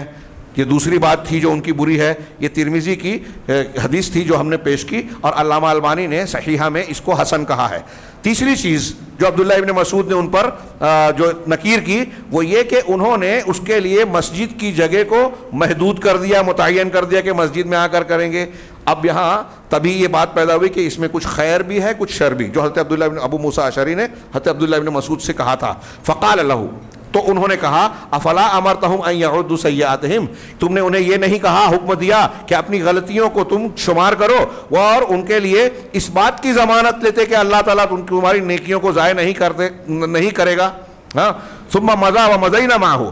یہ کہنے کے بعد حضرت عبداللہ ابن مسعود آگے بڑھے اور ہم بھی آپ کے ساتھ گئے، یہاں تک کہ یہ جو حلقے مسجد میں بیٹھے ہوئے تھے ان حلقوں میں سے ایک حلقے کے پاس ابن مسعود آئے، فوقف علیہم، ان کے پاس کھڑے ہوئے، فقال، اور ان سے کہا، ما هذا الذي اراكم تصنعون، یہ جو میں دیکھ رہا ہوں تم کیا کر رہے ہو، میں تم کو کیا کرتے ہوئے دیکھ رہا ہوں. فالامر ما زال مشکلا، ابھی حضرت عبداللہ ابن مسعود کے بارے میں کہہ رہے ہیں کہ ابھی بھی معاملہ مشکل ہے. والاشکال یرتفع بالسوال، ایک حاکم اور ذمہ دار کا بھی کام جو ہے اپنی ذمہ داری نبھاتے ہوئے ڈائریکٹ آ کر ان پر جو ہے ایکشن نہیں لیا، بلکہ ابھی ان سے سوال کر رہا ہے. تو جب اشکال ہو تو ذمہ دار کا کام یہ ہے کہ جو متعلق آدمی ہے، ہمارے یہاں کوئی بھی جھگڑا ہو، پنچایت ہو، کیس ہو، مقدمہ ہو، تو اس میں دونوں فریق کو بولنے کا موقع دیا جاتا ہے، ایک کی بات سن کر فیصلہ نہیں کیا جاتا. اللہ کے رسول صلی اللہ علیہ وسلم نے حضرت علی سے کہا تھا، لا تقض للاول حتی تسمع کلام الاخر، ایک کے حق میں فیصلہ نہ کرو جب تک کہ دوسرے فریق کی بات نہ سن لو. حضرت علی کہتے ہیں کہ آپ کی اس نصیحت کو جب میں نے قبول کر کے پکڑ لیا تو میں حکم بن گیا، اللہ تعالیٰ نے مجھے فیصلہ کرنے کی صلاحیت دے دی. کبھی ایک کی بات سن کے دوسرے کی بات حق میں فیصلہ نہ کیا، جب آپ دوسرے سے سنیں گے تو آپ کو دونوں میں تضاد اور مختلف پہلو نظر آئے گا. تو ابن مسعود نے پہلے آ کر ان سے سوال کیا، اشکال تھا کہ ابھی سمجھ لیں کہ یہ لوگ کیا چاہتے ہیں. تو اب یہ اشکال سوال سے دور ہوتا ہے، چنانچہ جب جواب آ گیا، سوال پر جواب آ جائے گا تو اشکال دور ہو جائے گا اور حال واضح ہو جائے گا، اور جو چیز مخفی ہے وہ ظاہر ہو جائے گی، فیصلہ کرنا آسان ہو جائے گا. چنانچہ انہوں نے حضرت عبداللہ ابن مسعود کے سوال کے جواب میں کہا کہ میں تم کو کیا کرتے ہوئے پا رہا ہوں. تو انہوں نے کہا کہ یا ابا عبد الرحمن، اے ابو عبد الرحمن، یہ کچھ کنکریاں ہیں جس پر ہم تکبیر، تحلیل، تسبیح کو شمار کر رہے ہیں، گن کر سبحان اللہ، الحمدللہ، اللہ اکبر کہہ رہے ہیں. تو کہا فعدوا سیئاتکم. تب عبداللہ ابن مسعود نے کہا اگر ایسا ہے تو اپنی سیئات، اپنی برائیوں کو گنو، میں اس بات کی ضمانت لیتا ہوں کہ تمہاری نیکیوں میں سے کچھ بھی اللہ تعالیٰ کے یہاں ضائع نہیں ہوگی. اپنے گناہوں کو گنو، گناہوں کو گنو گے تو توبہ کرو گے. یہ گننے کی کیا ضرورت ہے جو رسول اللہ صلی اللہ علیہ وسلم کا بتائے ہوئے طریقے کے مطابق نہیں ہے. کہہ رہے ہیں کہ شیخ نے یہاں تبصرہ کیا کہ یہ وہی بات تھی جو حضرت عبداللہ ابن مسعود نے ابو موسیٰ اشعری سے کہی تھی. تو ایسا نہیں ہے کہ ایک جگہ کوئی بات اور دوسری جگہ کوئی دوسری بات. ہمارے یہاں یہ ہوتا ہے نا کہ پیٹھ پیچھے جو ہے ہم کسی کے بارے میں سخت بات کہتے ہیں کہ یہ تو غلط کر رہا ہے، اور سامنے جا کے کچھ اور کہنے لگتے ہیں. حضرت عبداللہ ابن مسعود نے جو ان کی پیٹھ پیچھے کہا تھا ابو موسیٰ اشعری سے، وہی ان کے سامنے بھی کہہ رہے ہیں.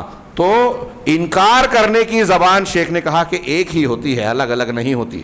آج ہمارے ہاں اہل بدعت کی زبانیں بدل جاتی ہیں بدعتوں کے خلاف. کہہ رہے ہیں کہ یہ اپنے پوری قوت، وہذا يدل على الوضوح والقوة في الحق، یہ حق کے سلسلے میں قوت اور وضاحت کو بیان پر دلالت کرتی ہے. تو ہر مقام کا فلیس لہ فی کل مکان کلام، حق کے لیے الگ الگ جگہ پر الگ الگ بات نہیں ہوتی، ہر جگہ ایک ہی بات ہوتی ہے، اور وہ اس کا مقصد ہوتا ہے کہ حق کو قائم کیا جائے، باطل کو رد کیا جائے. ھذا لأنہ، یہ اس لیے تھا کہ حضرت عبداللہ بن مسعود ناصح تھے اور امت کے حق میں شفقت رکھنے والے تھے. پھر اس کے بعد حضرت عبداللہ ابن مسعود رضی اللہ تعالیٰ عنہ نے اپنی وہ مشہور بات کہی. ان کا اگلا جملہ ایک مشہور بات جس کے انہوں نے کہا ویحکم یا امت محمد، اے امت محمد تمہارا برا ہو. یہ ویحکم یہ ایک محاورے کے طور پہ، جیسے ہم بولتے ہیں ارے اس کا ستیہ ناس ہو، یہ ہو، اس میں مقصود نہیں ہوتا کہ ارے افسوس اے امت محمد، یا ما اسرع ہلاکتکم، تمہاری ہلاکت اور تباہی کتنی تیزی سے آ رہی ہے. ہؤلاء صحابۃ نبیکم متوافرون، یہ صحابہ تمہارے نبی کے صحابہ کرام ابھی بڑی تعداد میں موجود ہیں. وہذہ ثیابہ لم تبلا، اور یہ آپ کے کپڑے ہیں، رسول اللہ صلی اللہ علیہ وسلم کے کپڑے موجود ہیں جو بوسیدہ نہیں ہوئے. وآنیتہ لم تکسر، اور آپ کے برتن ہیں جو ابھی ٹوٹے نہیں ہیں. ابھی یہ ساری چیزیں موجود ہیں. والذی نفسی بیدی، اس ذات کی قسم جس کے قبضے میں میری جان ہے، انکم لعلی ملۃ ہی اہدی من ملۃ محمد، کہ یا تو ایسا ہے کہ تم محمد صلی اللہ علیہ وسلم کی ملت اور طریقے سے زیادہ صحیح اور زیادہ ہدایت والے طریقے پر ہو، یا پھر تم او مفتتح باب ضلالہ، یا پھر گمراہی کے راستے کو، گمراہی کے دروازے کو کھولنے والے ہو. حضرت عبداللہ ابن مسعود اب کیا کہہ رہے ہیں ان لوگوں سے کہ تم پر افسوس، میں اپنی کوئی تبصرہ کروں وقت گھٹ جائے گا، اس کی بجائے شیخ ہی کی بات کو کہتا ہوں. کہہ رہے ہیں اس کے بعد حضرت اللہ کہتے ہیں فقالو، جب انہوں نے عبداللہ ابن مسعود نے یہ سخت جملے کہے کہ یا تو تم یہ کہہ رہے ہو کہ ہم نبی صلی اللہ علیہ وسلم کے صحابہ سے زیادہ ہدایت والے ہیں، یا پھر تم گمراہی کا دروازہ کھولنے والے ہو، تو انہوں نے کہا فقالو واللہ یا ابا عبد الرحمن ما اردنا الا خیرن، کہ اے ابو عبد الرحمن ہماری نیت، ہمارا ارادہ اچھا ہی تھا، بھلا ہی تھا. سن رہے ہیں آپ، بدعت کرنے والے کی نیت اچھی ہے یہ کہہ رہے ہیں، اچھی نیت سے بدعت اچھی ہو جائے گی، یہ بھی ہم کو یہاں معلوم ہوگا، آگے آ رہا ہے. قالا، تب حضرت عبداللہ بن مسعود نے ان کو جواب دیا وَكَمْ مِن مُرِيدٍ لِلْخَيْرِ لَن يُصِيبَهُ. ایک محاورے کی طرح یہ جملہ حضرت عبداللہ بن مسعود کا لکھنے والا ہے. کہا کہ بہت سارے بھلائی کو چاہنے والے ایسے ہیں جو کبھی بھلائی کو نہیں پاتے، بھلائی چاہتے ہیں لیکن اس کو پاتے نہیں ہیں. آپ بدعات کے راستے سے، آپ گمراہی کے راستے سے جنت حاصل کرنا چاہیں، اللہ کو خوش کرنا چاہیں تو خوش کر پائیں گے. آپ اگر صفائی چاہتے ہیں تو یہ جو نالیوں میں گندا پانی بہ رہا ہے اس سے غسل کریں گے تو آپ صاف ستھرے ہو جائیں گے کہ اور گندے ہو جائیں گے. تو آپ کی نیت یہ ہے کہ میں غسل کروں، لیکن آپ اس غسل سے اور زیادہ ناپاک ہو جائیں گے کیونکہ اس میں گندی چیزیں بہ رہی ہیں. تو حضرت ابن مسعود کہہ رہے ہیں اس لیے ہم کو دیکھنا پڑے گا کہ اگر ہم غسل کرنے جا رہے ہیں تو پانی بھی صاف ستھرا ہو، دین صحیح ہو تب ہم عمل کریں، سنت کی مہر تصدیق کسی عمل پر ہو تب ہم اس کو اختیار کریں، بدعات کے پیچھے نہ بھاگیں. لوگ کر رہے ہیں تو ہم بھی کریں. اتنے فالوورز ہیں، ہمارا نوجوان دیکھتا ہے کہ نیٹ پر، انٹرنیٹ پر، فیس بک پر فلاں انجینئر کو، فلاں ندوی صاحب کو، فلاں صاحب کو اتنے لاکھ لوگ لائک کر رہے ہیں تو ہم بھی پیچھے چل دیے. سمجھتا تو ہے نہیں کہ کیا صحیح ہے کیا غلط، لوگوں کی تعداد دیکھ کر متاثر ہو رہے ہیں. یہ حق کا معیار نہیں ہے. حضرت ابن مسعود کہہ رہے ہیں کہ کتنے بھلائی کو چاہنے والے ایسے ہیں جو اس تک پہنچ ہی نہیں پاتے. ان رسول اللہ صلی اللہ علیہ وسلم حدثنا، حضرت ابن مسعود کہتے ہیں رضی اللہ عنہ کہ ہمارے رسول صلی اللہ علیہ وسلم، رسول اللہ صلی اللہ علیہ وسلم نے ہم سے حدیث بیان کی کہ ان قوما، حدیث پیش کر رہے ہیں، حدیث کا ایک ٹکڑا ابن مسعود، کہ ان قوما یقرؤون القرآن لا یجاوز تراقیہم، کہ ایک گروہ، ایک قوم ایسا ہوگا جو قرآن تو پڑھیں گے لیکن ان کے تراقی، ترقواہ کہتے ہیں گردن کے گلے کی اس ہڈی کو، گلے کی ہڈی کو، وہ ان کے گلے کی ہڈی سے آگے نہیں بڑھے گا. قرآن پڑھیں گے، بہت غور سے سنیے، قرآن پڑھیں گے. اب آج ہم اور آپ کسی کو قرآن پڑھتا دیکھیں، میں اکثر کہتا ہوں، تو فٹ سے لائک کر دیں گے ہمارے نوجوان. یہ ظاہری اسباب کافی نہیں ہے کسی کو پسند کرنے کے لیے. اللہ کے رسول فرما رہے ہیں کہ قرآن تو پڑھیں گے لیکن ان کے گلے سے نیچے نہیں اترے گا. یہ تراقی اور اس کی وضاحت ہے، اور یہ جو الفاظ ہیں خارجیوں سے متعلق بخاری مسلم کی بہت ساری حدیثوں میں موجود ہیں. ہاں، اور اسی حدیث میں ہے کہ تم ان کی نماز، ان کی قرت کے سامنے اپنی نماز اور قرت کو حقیر سمجھو گے، کمتر سمجھو گے. آگے اس پر تبصرہ شیخ نے کیا ہے، اس لیے میں آگے بڑھتا ہوں. وَأَيْمُ اللَّهِ، اور اللہ کی قسم، مَا أَدْرِي لَعَلَّ أَكْثَرَهُم مِّنكُمْ، ہاں میں نہیں جانتا، ہو سکتا ہے کہ یہ جو اللہ کے رسول نے کہا ہے نا کہ قرآن پڑھیں گے اور گلے سے نیچے نہیں اترے گا، میں نہیں جانتا، شاید تم میں سے، تم ہی لوگوں میں سے، ان لوگوں کی اکثریت تم ہی لوگوں میں سے ہوگی، اس گمراہی کے راستے پر چلنے والے تم ہی ہوگے، قرآن پڑھو گے لیکن گلے کے نیچے نہیں اترے گا. ہاں، فقال عمرو بن سلمہ، تو اس روایت کے راوی عمرو بن سلمہ تبصرہ کرتے ہیں بعد میں کہ رأینا عامۃ اولئک الحلق یطاعنوننا یوم النہروان مع الخوارج. حضرت ابن مسعود نے یہاں کہا تھا ان کی بدعت کو دیکھ کر کہ اللہ کے رسول نے جن لوگوں کے بارے میں ایسا کہا ہے، مجھے لگتا ہے کہ زیادہ تر تم ہی لوگ رہو گے ان میں. تو عمر بن سلمہ کہتے ہیں کہ میں نے نہروان کے دن خوارج کے ساتھ یہ جو حلقے میں موجود لوگ تھے نا، ان میں سے اکثر کو دیکھا کہ خوارج کے ساتھ نہروان میں موجود تھے جو حضرت علی سے جنگ لڑ رہے تھے، جو ہم سے قتال کر رہے تھے. غور کیجئے ابن مسعود رضی اللہ تعالیٰ عنہ کی فراست جو آج ہم اور آپ سمجھنے کو تیار نہیں. اگر آج کوئی بدعت اختیار کرتا ہے ہم میں سے تو کل بڑی بدعت میں پڑتا ہے. ان لوگوں نے مسجد میں حلقہ بنا کر جو بدعت اختیار کی تھی، آگے چل کے خارجیت کا شکار ہوئے اور صحابہ کرام کو جو ہے نشانہ بنانے کی کوشش کی۔ حاشیے میں انہوں نے ان حدیثوں کو پیش کیا ہے جو خارجیوں سے متعلق ہے، میں اسے چھوڑ کر آگے بڑھتا ہوں۔ فانظروا، چنانچہ دیکھو اے میرے بھائیوں، یہ دیکھو ان کے فعل کی طرف، ان کی اس بدعت کی طرف۔ وانظروا الی لغت انکارہ علیہم، اور پھر حضرت عبداللہ بن مسعود رضی اللہ تعالیٰ عنہ نے ان پر انکار کی جو زبان اختیار کی، اسے دیکھو۔ تم اسے دیکھو گے کہ بہت مضبوط، بہت واضح اور صریح زبان استعمال کی حضرت عبداللہ ابن مسعود نے، اور یہ ان کی شفقت اور بھلائی کے لیے تھا، ان کو اس گناہ سے، بدعت سے بچانے کے لیے تھا جس میں وہ واقع تھے۔ ہمارے لیے بھی ضرورت ہے کہ ہم اس کو اختیار کریں۔ آگے کہتے ہیں فقولوا رضی اللہ عنہ، چنانچہ حضرت عبداللہ ابن مسعود کا یہ کہنا کہ تمہاری ہلاکت کتنی قریب ہے، کتنی جلدی آ گئی کہ تمہارے نبی کے صحابہ بڑی تعداد میں موجود ہیں، ان کے کپڑے بوسیدہ نہیں ہوئے، ان کے برتن ٹوٹے نہیں، یہ اس بات کی دلیل ہے۔ ابن مسعود کہنا چاہتے ہیں کہ نبوت کا دور ابھی بہت قریب گزرا ہے، بہت قریب گزرا ہے، اور تمہارے اندر یہ خامیاں خرابیاں آ گئی۔ ہاں، اور پھر وہ ساری باتیں جو اشارہ کیا، یہاں حاشیے میں وہ حدیثیں پیش کی ہیں کہ خارجیوں کے بارے میں کیا کیا کہا تھا، ان لوگوں کے یہاں وہ ساری چیزیں پائی گئیں۔ ہاں، تو اس کا مطلب کیا تھا حضرت عبداللہ ابن مسعود کے جملے کا؟ یعنی تمہاری ہلاکت کتنی تیزی سے آ گئی کہ نبی صلی اللہ علیہ وسلم کی وفات کو ابھی لمبا زمانہ گزرا بھی نہیں، اور تم ان کی، آپ کی سنتوں کو اس طرح فراموش کر کے سنت کی خلاف ورزی کر رہے ہو، اپنے دین، آپ کے لائے ہوئے دین سے بھٹک رہے ہو۔ پھر حضرت عبداللہ ابن مسعود نے ایک بہت اہم مسئلے کی طرف ان کی توجہ مبذول کی، اور ان کے اس جملے میں یہ نظر آتا ہے کہ یہ تمہارے نبی کے صحابہ موجود ہیں، متوافرون یعنی مہیا ہیں، بڑی تعداد میں موجود ہیں۔ یہ اس بات کی دلیل ہے کہ انحراف سے بچ کر صحیح راستے پر قائم رہنے کے لیے، انحراف سے، گمراہی سے بچ کر صحیح راستے پر قائم رہنے کے لیے مصدر تلقی اور علم کو حاصل کرنے کا صحیح راستہ اختیار کرنا ضروری ہے۔ یہ کہا کہ تلقی کا مصدر یعنی اہل علم سے آپ دین سیکھیں، یہ بہت ضروری ہے۔ صحابہ موجود ہیں، عبداللہ بن مسعود کہہ رہے ہیں، اس کا مطلب صحابہ سے تم کو دین سیکھنا چاہیے، وہ جسے غلط بتائیں غلط، جسے صحیح بتائیں صحیح۔ چنانچہ ومن، آگے انہوں نے آخری تبصرہ کیا اس میں کہ صحابہ کے زمانے میں صحابہ سے بڑھ کر اہل علم کون تھا، اسی لیے حضرت ابن مسعود نے یہ کہا کہ یہ صحابہ کرام بڑی تعداد میں موجود ہیں اور تم اس گمراہی میں پڑ گئے۔ اگلا انہوں نے اپنی تقریر کے اندر عنوان لگایا کہ انحراف کے اسباب میں سے ایک عظیم الشان، سب سے بڑا سبب، ایک بڑا من اعظم اسباب الانحراف، انحراف کے عظیم ترین اسباب میں سے ایک سبب یہ ہے ترک التلقی عن اہل العلم، اہل علم سے دین کو سیکھنا چھوڑ دیا جانا۔ آج ہمارے یہاں بہت سارے لوگ ٹی وی چینل سے، گوگل سے اور دوسرے مقامات سے حدیثیں لے رہے ہیں۔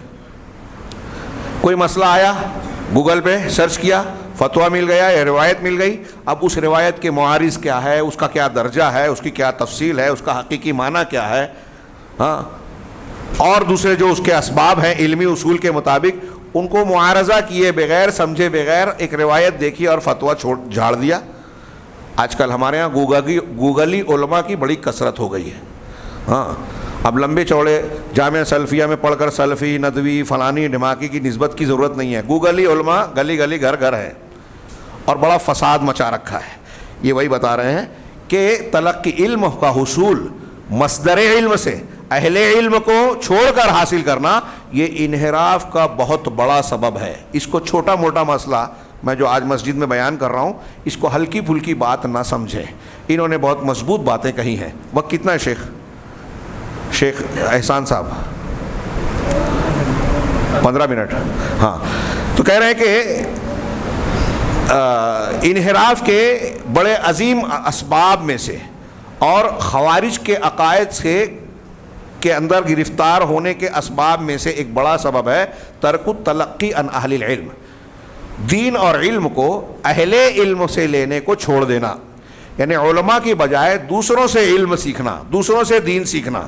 آج ایک بہت بڑا طبقہ ہے، جماعتیں ہیں ایسی جن کے یہاں علماء کی قلت ہے، علماء کے برا بھلا کہتے ہیں، اور ان کو مزاج یہ بنتا ہے کہ قرآن حدیث کو علماء سے زیادہ یہ سمجھتے ہیں مفکرین، دانشور۔ اور ایسا ایک طبقہ کوئی منکر حدیث کی شکل میں، کوئی کسی خاص تحریکی جماعت کی شکل میں نمو پایا ہے۔ ہاں، اور یہ ٹی وی چینلوں پر یورپ اور امریکہ کے پسندیدہ مسلمانوں میں ایسے ہی لوگ دکھائے جاتے ہیں، ان کو مشہور کیا جاتا ہے۔ عام آدمی سمجھتا ہے کہ یہ کوٹ ٹائی والے جدید دین کو سمجھ کر، جدید تقاضوں کو سمجھ کر زیادہ بہتر انداز میں یہ پیش کرتے ہیں، لہذا وہ دلائل اور دین کو تو نہیں سمجھتے، ٹی وی چینل کی بنیاد پر، اس کے فالوورز کی بنیاد پر ان کے پیچھے بھاگتے ہیں، اور ان کو اختیار کر کے علماء کبار اور اصلی پختہ علم والے علماء کو چھوڑ دیتے ہیں۔ تو شیخ نے اس کی طرف توجہ دلائی اور اس واقعے کے تناظر میں کہا فَهَلْ وَجَدْتُمْ أَحَدًا مِنَ الصَّحَابَةِ مِنْ أَصْحَابِ تِلْكَ، کہا کہ یہ جو حلقے بنا کر مسجد میں یہ جو غلط طریقہ اور عمل اختیار کر رکھا تھا، شیخ محمد بن رمضان کہتے ہیں کہ عبداللہ ابن مسعود نے جن پر نکیر کی، ابو موسیٰ اشعری رضی اللہ تعالیٰ عنہ جن کو رد کیا، کیا ان حلقوں میں سے کسی بھی حلقے میں کسی ایک صحابی کو آپ نے پایا؟ نہیں۔ ہاں، حضرت عبداللہ ابن مسعود کے اس قول سے یہ معلوم ہوتا ہے کہ یہ صحابہ کرام موجود ہیں، اللہ کے رسول تمہارے نبی کے صحابہ موجود ہیں، ان سے پوچھتے۔ اس کا مطلب یہ کہ صحابہ میں سے کوئی ایک بھی صحابی ان بدعتیوں کے ساتھ، مسجد میں حلقہ بنانے والوں کے ساتھ موجود نہیں تھا۔ چنانچہ یہ سارے کے سارے جو حلقہ بنا کر بدعت کر رہے تھے اچھائی کے نام پر، یہ سب صحابہ کرام کے بعد والے لوگ ہیں۔ فبعد السوال وانکشاف، جب یہ ابن مسعود نے سوال کر لیا، حالت واضح ہو گئی، اور پھر حضرت ابن مسعود نے یہ بھی بتایا کہ تم نے جو روش اور طریقہ اختیار کر رکھا ہے اس کا انجام کیا ہوگا، مجھے لگتا ہے کہ تم ان لوگوں میں شامل ہو جاؤ گے۔ اکثر لوگ جو قرآن پڑھیں گے لیکن گلے سے نیچے نہیں ہوتا، تو انہوں نے کہا والذی نفسی بیدی، اس کے بعد کہا کہ جس کے قبضے میں میری جان ہے اس کی قسم، انکم لعلی ملۃ ہی اہدی من ملۃ محمد، کہ یا تو تم ایسے طریقے پر ہو جو نبی کے طریقے سے زیادہ ہدایت والا راستہ ہے، نبی صلی اللہ علیہ وسلم جس ہدایت پر تھے تم اس سے بھی آگے ہو، وہذا لا یمکن، یہ صحیح نہیں ہے، ممکن ہی نہیں ہے۔ یہ حضرت عبداللہ ابن مسعود کا طنز تھا، ضرب تھی۔ او مفتتح باب ضلالۃ، یا پھر یہ کہنا پڑے گا کہ تم گمراہی کا دروازہ کھولنے والے ہو۔ تو دونوں میں سے کون سا جواب ہے؟ حضرت عبداللہ ابن مسعود کہہ رہے ہیں کہ ان دونوں افتراضین میں سے جو ہے مفروضے میں سے ایک ہی صحیح ہوگا، اور وہ کیا تھا؟ پہلا یقینی طور سے اور جزم کے ساتھ قطعی طور سے کہا جا سکتا ہے کہ رسول اللہ صلی اللہ علیہ وسلم سے زیادہ بہتر ہدایت پہ ہو، یہ تو ناممکن بات ہے، ہو ہی نہیں سکتا۔ لہذا بچا دوسرا جواب کہ یہ گمراہی کے دروازے کو کھولنے والے تھے۔ چنانچہ کہہ رہے ہیں کہ حضرت عبداللہ ابن مسعود رضی اللہ تعالیٰ عنہ کی اصلاح کرنے کی، درست کرنے کی اور تصنیف کی زبان دیکھیے، مفتتحو باب ضلالہ کہا، یہ نہیں کہا کہ تم نے دلالت کا دروازہ کھول دیا ہے، اس لیے کہ شر کی جب شروعات ہوتی ہے تو اس میں کچھ شبہے کا پہلو ہوتا ہے۔ جو لوگ کوئی برائی شروع کرتے ہیں تو کبھی کبھی یہ ہوتا ہے کہ حقیقت میں وہ برے نہ ہوں، لیکن ان سے جہالت کی بنیاد پر، کم علمی کی بنیاد پر برائی سرزد ہو رہی ہے۔ اور یہی بات حضرت ابو موسیٰ اشعری نے ابن مسعود سے بھی کہا تھا کہ میں نے مسجد میں ابھی کچھ ایسی چیز دیکھی جس کا مجھے تو انکار ہے لیکن اس میں مجھے خیر بھی نظر آ رہا ہے۔ تو یہ کبھی کبھی ابتدائی امر میں کوئی چیز ہوتی ہے تو اس میں یہ پہلو نظر آتا ہے۔ اب انہوں کہہ رہے ہیں فدلیل انہ خیر، تو اس بات کی دلیل کہ یہ خیر ہے۔ حضرت عبداللہ ابن ابو موسیٰ اشعری کو خیر کیوں لگا؟ وہ اس کی دلیل یہ حدیث پیش کی کہ اللہ کے نبی صلی اللہ علیہ وسلم نے جو فرمایا، ایک تو یہ مسجد میں بیٹھے ہیں، اور نبی صلی اللہ علیہ وسلم کی ایک حدیث ہے کہ اللہ کے گھروں میں سے کسی گھر میں، میں عربی عبارت چھوڑ کے وقت بچانے کے لیے صرف مفہوم بیان کر رہا ہوں، اللہ کے گھروں میں سے کوئی گھر، کسی گھر میں یعنی مسجد میں کوئی قوم اگر اکٹھا ہوتی ہے جس میں وہ اللہ کی کتاب کو پڑھتے ہیں اور آپس میں ایک دوسرے کو پڑھتے پڑھاتے ہیں، درس قرآن دے رہے ہیں، قرآن کو سکھا رہے ہیں، یہ بھی مجلس ذکر ہے۔ اللہ جب ایسا ہوتا ہے تو ان پر سکینت نازل ہوتی ہے، ان کو رحمت ڈھانپ لیتی ہے، اور ان کو ملائکہ ان کو گھیر لیتے ہیں، اور اللہ تبارک و تعالیٰ وذکرہم اللہ فی من عندہ، اللہ تعالیٰ ان کا ذکر ان کے پاس کرتا ہے جو اللہ کے پاس ہے۔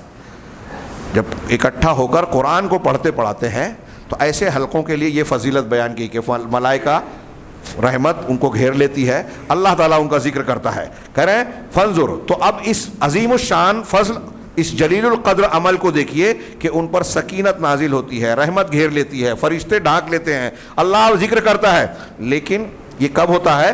لیکن بشرط ان یجتمعوا علی وفق ہدی النبی، یہ اس شرط کے ساتھ کہ یہ اجتماع نبی صلی اللہ علیہ وسلم کے طریقے کے مطابق ہو، سنت کے مطابق ہو۔ جب سنت کے مطابق یہ حلقہ ہوگا تو یہ سکینت کا نزول ہوگا، فرشتے آئیں گے، ہاں رحمت سے سرفراز ہوں گے وہ لوگ, اللہ ذکر کرے گا. لیکن جو اہل بدعت ہیں, بدعتی حلقے ہوں گے, جب وہ مساجد میں جمع ہوں گے تو ان کو شیاطین ڈھانکیں گے, فرشتے نہیں. اللہ کی رحمت نہیں آئے گی, اللہ کی طرف سے تو غضب اور ناراضگی آئے گی, بے برکتی آئے گی. اس لیے کہ ملائکہ جو ہے وہ اہل بدعت کو نہیں گھیرتے. جو بدعت والا کام کریں گے ان کو ملائکہ نہیں گھیریں گے. اس لیے یہ غور کیجئے. ہمارے یہاں لوگ بولتے ہیں نا کہ 15 شعبان کو کیا کرتے ہیں, نماز ہی پڑھتے ہیں نا, قرآن خوانی میں قرآن ہی پڑھتے ہیں نا, تو ہم کہیں گے کہ بدعت میں نیکیاں ہی کرتے ہیں. یہ حضرت عبداللہ ابن مسعود جس چیز کی نکیر کر رہے ہیں, سبحان اللہ الحمدللہ اللہ اکبر, کیا ابن مسعود کو اس پر اعتراض تھا؟ نہیں. آگے وضاحت ہے کہ یہ بدعت ہے, طریقہ غلط ہے. ہاں کہا اور گمراہی اور انحراف والے لوگ اگرچہ مسجد میں جمع ہوں تب بھی فرشتوں کی طرف سے ان کو گھیراؤ نہیں ملے گا, شیاطین کا گھیراؤ ملے گا. کیونکہ جب وہ فمن اجتمعوا لذکر اللہ ہے, چنانچہ جو لوگ اللہ کے ذکر کو رسول اللہ صلی اللہ علیہ وسلم کے طریقے پر, اللہ کے رسول کی حدیث اور تعلیم کے مطابق اختیار کرتے ہیں, تو اللہ نے ان کے لیے اس عظیم الشان فضیلت کا اعلان کیا ہے کہ ان کو سکینت ملے گی اور یہ ملے گا. اور جو لوگ اللہ کے رسول صلی اللہ علیہ وسلم کی ہدایت سے ہٹ کر دوسرے طریقے کو اختیار کرتے ہیں ان کو شیاطین کا ساتھ ملے گا. اور اس سلسلے میں انہوں نے یہ بھی نقل کیا, ایک حدیث نقل کی کہ شیطان کوئی یہ نہ سوچے کہ شیاطین مسجد میں کائے کو آئیں گے, یہاں تو قرآن پڑھا جاتا ہے. ہاں یہ انہوں نے حدیث نقل کی کہ جب اذان ہوتی ہے تو شیطان بھاگتا ہے, ہاں پھر جب اذان ختم ہوتی ہے تو واپس لوٹ کر آتا ہے, بہکاتا ہے بندوں کو, نماز سے روکنے کی کوشش کرتا ہے. پھر جب تصویب ہوتی ہے, اقامت ہوتی ہے تو پھر بھاگتا ہے, پھر لوٹ کر آتا ہے اور بہکاتا ہے. حاشیے میں یہ بھی بحث کی کہ قرآن پڑھا جاتا ہے تو پھر کیوں نہیں بھاگتا, اذان سے کیوں بھاگتا ہے, تو اس کے مختلف اقوال نقل کیے. فی الحال میں اسے چھوڑتا ہوں. تو اس سے استدلال کیا کہ شیطان بھی مسجد میں آتا ہے. ہاں شیطان بھی مسجد میں آتا ہے, اور جو لوگ بدعت اور خرافات اللہ کے گھر میں کرتے ہیں گویا شیطان کی تائید ان کو حاصل ہوتی ہے. ہاں آگے کہہ رہے ہیں کہ فہؤلاء قال لهم ابن مسعود, یہ وہ لوگ ہیں جن سے حضرت ابن مسعود نے یہ بات نصح اور خیر کے طور پر کہی. لیکن ولکن قال احدهم, ان میں سے ایک شخص نے یہ کہا تھا کہ ما اردنا الا خیرا, ہم نے خیر اور بھلائی کے سوا ہماری نیت اور ارادہ کوئی نہیں تھا. ان لوگوں نے کچھ اکتاہٹ محسوس ہو رہی ہے؟ جی میں سامعین سے پوچھ رہا ہوں, اکتاہٹ محسوس ہو رہی ہے؟ غیر ضروری گفتگو تو نہیں لگ رہی نا؟ یہ بہت بڑے کبیر عالم کا بیان ہے, اور میں اپنی بات اس موضوع پر میں مختلف جگہوں پر بولتا رہا ہوں. میں نے سوچا ان کی بات ایک واقعے سے آپ اندازہ لگائے یہ شیخ بیان کر رہے ہیں اور کتنی اہم باتیں نکال رہے ہیں. اور آج یہ میں بار بار کہہ رہا ہوں ان چیزوں کی بہت ضرورت ہے. تو ابن مسعود رضی اللہ تعالیٰ عنہ کہہ رہے ہیں کہ اس میں جو حضرت ابن مسعود سے انہوں نے کہا کہ ہمارا ارادہ خیر کا تھا, ہاں اس میں تلطف تھا. ہاں تو مقصد یہ تھا کہ حضرت عبداللہ ابن مسعود رضی اللہ تعالیٰ عنہ اس بات کو سننے کے بعد ان کی بات کو مان جائیں اور ان کے اس عمل کو صحیح قبول کر لیں. ہاں تو حضرت عبداللہ ابن مسعود رضی اللہ تعالیٰ عنہ اگر یہ صحیح ہے, اب سوچئے کیا کہنا چاہ رہے ابن مسعود کی کتنی بلیغ بات ہے. اگر تم یہ کہنا چاہ رہے ہو کہ ہم بھلا چاہتے ہیں اور یہ بھلائی ہے, تو اب جو بھلائی تم کر رہے ہو نبی صلی اللہ علیہ وسلم نے نہیں کی, نبی صلی اللہ علیہ وسلم نے نہیں بتائی, صحابہ نے نہیں کی, تو پھر یہ ماننا پڑے گا کہ جو بھلائی نبی کو نہیں مل سکی تم کو مل گئی, تم نبی سے بڑھ گئے. دنیا میں روئے زمین پر جتنے لوگ بدعت کرتے ہیں سب سے یہ سوال کیجئے. حضرت امام مالک اور سلف نے کہا کہ جو شخص بدعت اختیار کرتا ہے اور یہ سمجھتا ہے کہ یہ خیر ہے, تو وہ یہ اپنے عمل سے کہہ رہا ہے کہ نبی کریم صلی اللہ علیہ وسلم نے دین کو پہنچانے میں خیانت کی, دین کو پورا نہیں پہنچایا, آپ کو جو معلوم نہیں تھا اس کو معلوم پڑ گیا. وہی بات ابن مسعود نے بڑے پیارے انداز میں کہی کہ یا تو اگر تم کو صحیح مانا جائے تو یہ کہنا پڑے گا کہ تم رسول اللہ صلی اللہ علیہ وسلم سے زیادہ بڑھ کر ہدایت پر ہو, ہاں یا پھر دوسری بات یہ ہوگی کہ اگر ہدایت پر تم نہیں ہو تو گمراہی کا راستہ کھولنے والے ہو. ہاں یہ حضرت ابن مسعود رضی اللہ تعالیٰ عنہ کی جانب سے تھی. اور پھر اللہ کے نبی صلی اللہ علیہ وسلم کا یہ فرمان ہے ومن وکم من مرید للخیر لن یصیبہ. ہاں یہ جی معاف کیجئے گا, اسی میں آگے حضرت ابن مسعود نے یہ جملہ کہا کہ کتنے بھلائی کو چاہنے والے ہیں جو اس بھلائی کو کبھی نہیں پاتے. گویا حضرت ابن مسعود یہاں ہم کو یہ بتا رہے ہیں کہ تمہارا ارادہ اور تمہاری نیت کا اس بات سے کوئی تعلق نہیں ہے، کیونکہ تمہارا یہ عمل دین میں نیا ہے، بدعت ہے، اور جو دل کے اندر آپ کا ارادہ ہے وہ علام الغیوب جانتا ہے، لیکن ہمارے سامنے جو بات آتی ہے وہ یا تو حق ہے جس کو ہم برقرار رکھیں، یا منکر اور باطل ہے جس کا ہم انکار کریں، اور ہم ظاہر طور پر دیکھ رہے ہیں تو ظاہر میں ہم کو یہ چیز غلط نظر آ رہی ہے، ہم اس کا انکار کر رہے ہیں۔ تمہارے دل میں نیت کیا ہے، تم بھلا چاہتے ہو یا تمہارا اخلاص کیا ہے، یہ اللہ جانتا ہے۔ اور عمل کے قبول ہونے کی یہ دو شرطیں ہیں، یہ بات یاد رکھیے، تمام نوجوانوں کو بتاؤں اور بدعتیوں کو بھی یہ سمجھائیں کہ کسی بھی عمل کے قبول ہونے کی دو شرطیں ہیں، آپ علماء سے سنتے ہیں، پڑھتے ہیں۔ ایک اخلاص نیت کا صحیح ہونا، عقیدے کا صحیح ہونا، اور دوسرا اس عمل کا سنت اور شریعت کی تعلیم کے مطابق ہونا، نبی صلی اللہ علیہ وسلم کی مطابقت، اخلاص اور مطابقت رسول۔ اگر ان دونوں میں سے کوئی ایک شرط موجود نہیں ہے تو کتنا بھی خوبصورت عمل نظر آ رہا ہے، آپ لٹک لٹک کر سال بھر اللہ کی عبادت کریں، لیکن اللہ کے نبی صلی اللہ علیہ وسلم نے وہ طریقہ اگر نہیں بتایا ہے تو آپ کتنی بھی مشقت اٹھا رہے ہیں، کروڑوں روپیہ خرچ کر رہے ہیں، وہ عبادت اللہ کے یہاں قبول نہیں ہوگی۔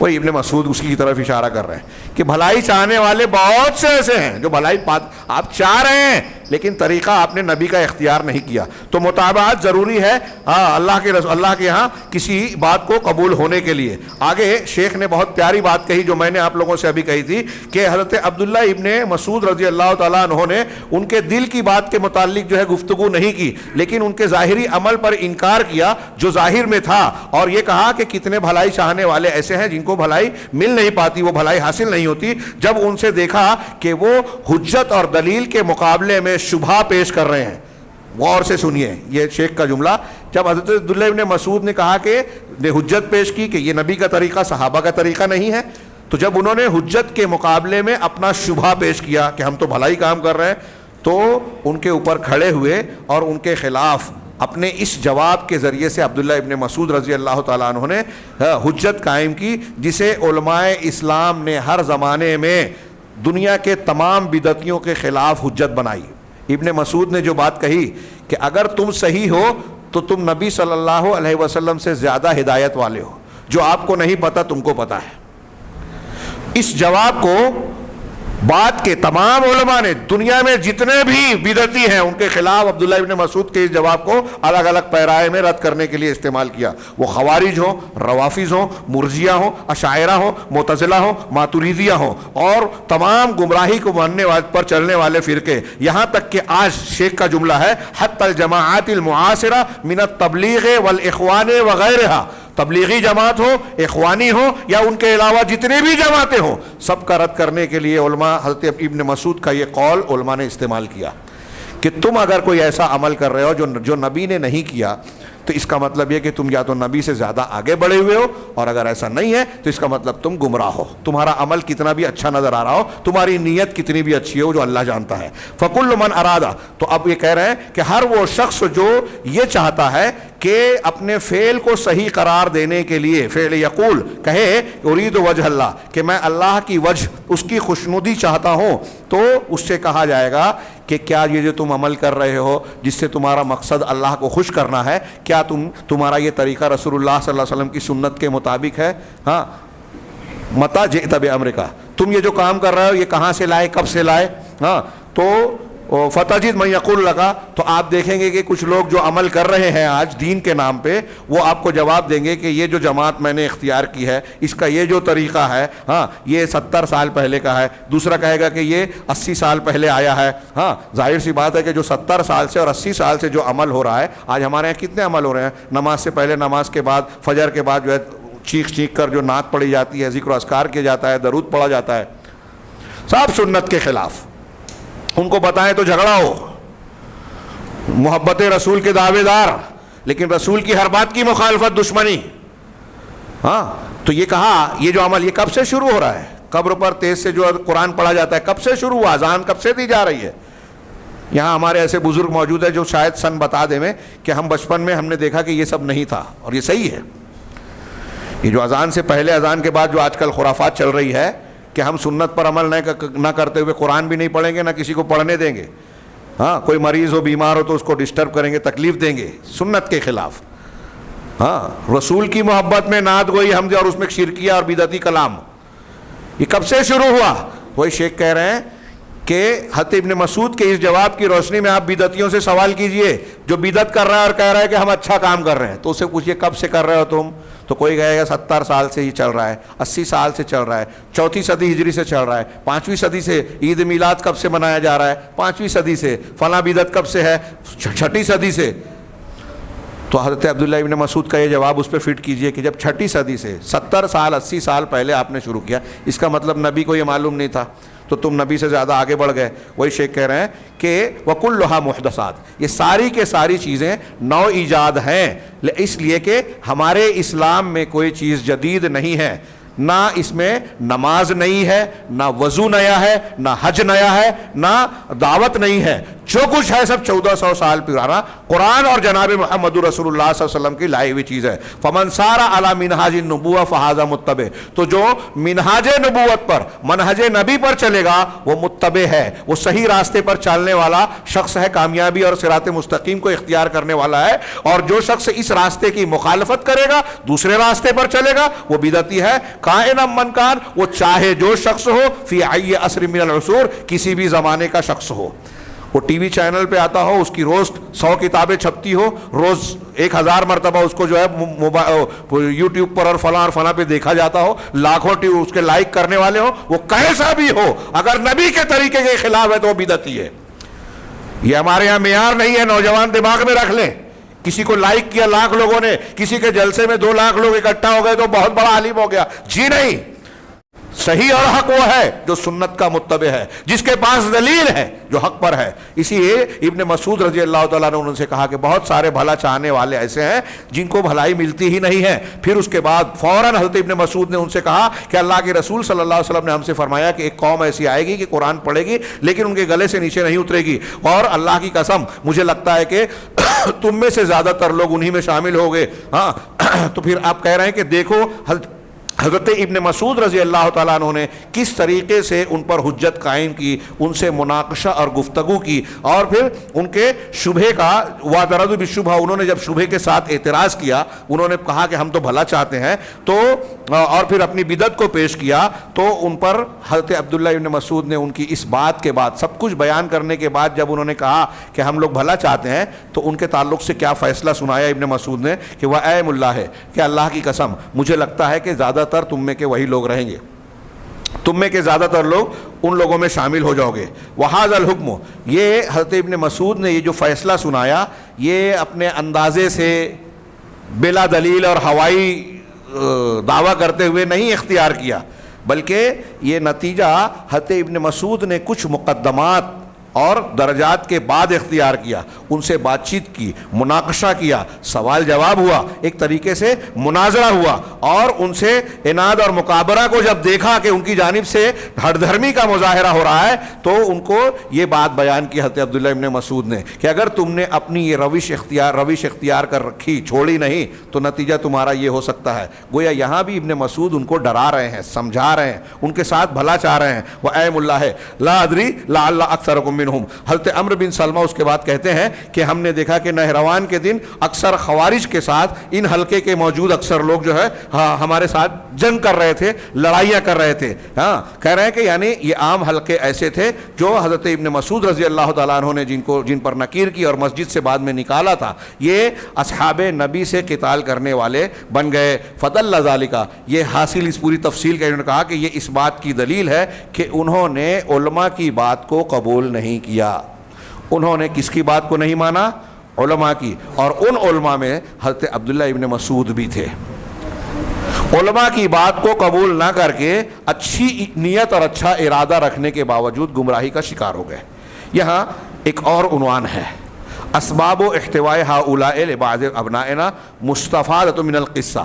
اب انہوں نے جو آج کے زمانے میں ہمارے کچھ ابنا نوجوان خارجیت کا اور گمراہیوں کا شکار ہوتے ہیں, ایسے لوگوں سے متاثر ہوتے ہیں, تو موجودہ زمانے میں اس کا ذکر کیا کہ اگر ہم اس قصے پر غور کریں اور یہ چاہیں کہ اس کو اپنے زمانے پر اس کو فٹ کر کے دیکھیں کہ آج کے زمانے میں ہم اپنے نوجوانوں کو اور مختلف لوگوں کو دیکھیں اور اس سے سبق حاصل کریں تو انہوں نے فوائد حاصل نکالے ہیں. وقت ختم ہو گیا. یہ جو فوائد ہیں، ہر فائدے کو ذکر کرنے کے بعد 5-6 انہوں نے جو ذکر کیا ہے اس کی تفصیل بیان کی. میں اس تفصیل کے بغیر صرف فوائد کا ذکر کرتا ہوں. ہر تفصیل میں انہوں نے دلیلیں بھی دی ہے اور بہت بہترین مناقشہ کیا ہے. موقع ملے تو میں کہوں گا کہ آپ اس کا مطالعہ کریں. مجھے موقع ملا تو کبھی اس کی تفصیل بیان کروں گا.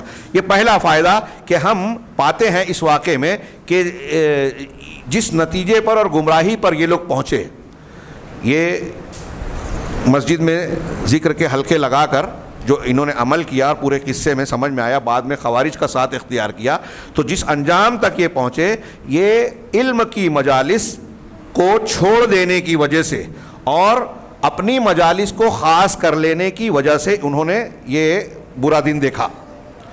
یہ گمراہی ان کو اس لیے آئی کہ انہوں نے علم اور اہل علم کی مجالس کو چھوڑ دیا. تشریح میرا دل چاہ رہا ہے کہ بیان کروں لیکن وقت اجازت نہیں دیتا. ہاں، اب اس زمانے میں اگر دیکھیں تو صحابہ کرام سے بڑھ کر اہل علم اور ذکر اور فضیلت کی مجلسیں کیا ہو سکتی تھی. ان کو چاہیے تھا کہ صحابہ کرام کی طرف جاتے، لیکن ان سے نہ صرف یہ کہ کنارہ کشی اختیار کی بلکہ صحابی رسول آ کر ان کی رہنمائی کر رہے ہیں، ان کے غلط کام پر نکیر کر رہے ہیں، ان کی اصلاح کی کوشش کر رہے ہیں، تو یہ ماننے کے لیے بھی تیار نہیں ہے. ہاں، اور دوسری طرف یہ ایک بات، دوسرا نتیجہ، ہاں، کہ اس میں ایک قابل توجہ بات یہ ہے کہ کسی کی ظاہری عبادت اور ظاہری خوبی کی وجہ سے متاثر ہونے کی ضرورت نہیں ہے. یہاں ان خارجیوں کے بارے میں صاف صاف حدیثیں رسول اللہ صلی اللہ علیہ وسلم نے بیان فرمائی کہ ان کی نماز کے آگے تم اپنی نماز کو کمتر سمجھو گے وغیرہ وغیرہ. پوری حدیث دہرانے کی ضرورت نہیں، آپ جانتے ہیں.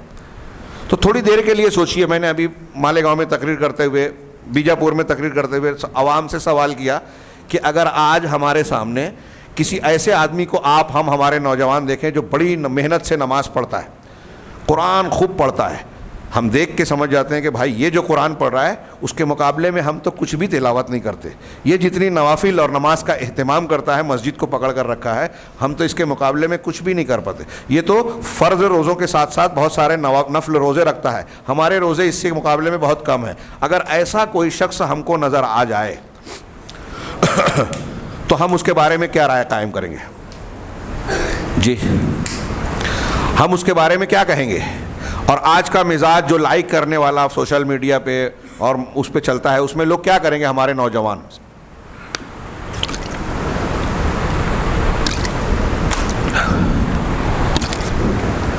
جزاک اللہ خیر. بتائیے، تعریف کریں گے نا، اچھا سمجھیں گے نا. اللہ کے نبی صلی اللہ علیہ وسلم اسی کی طرف اشارہ کر رہے ہیں کہ ایسے ظاہری کچھ خوبیاں، عبادات اور زہد تقوی کا مظاہرہ دیکھ کر کسی سے مروب اور متاثر ہونے کی ضرورت نہیں ہے. آپ کسی کے پیچھے چلیں، کسی سے متاثر ہوں، کسی کی کتاب پڑھنا چاہتے ہیں، کسی کو اپنا گرو، اپنا استاد، اپنا بڑا ماننا چاہتے ہو تو اس کا عقیدہ اور منہج دیکھیے، دلیل دیکھیے، یہ دیکھیے کہ وہ اہل علم سے، اہل حق میں سے ہے یا نہیں.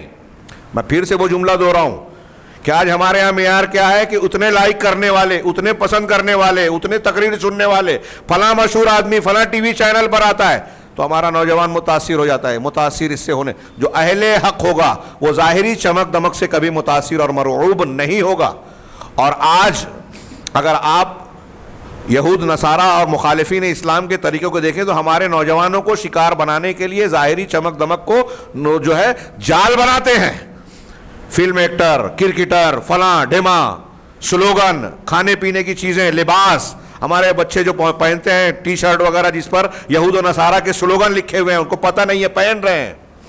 ایسی بہت ساری چیزیں جو ہم نے اپنے شبہات کے فتنے کے خطابات میں کچھ چیزوں کو بیان کیا ہے. سنیے، اسے پڑھیے، تحقیق کیجیے.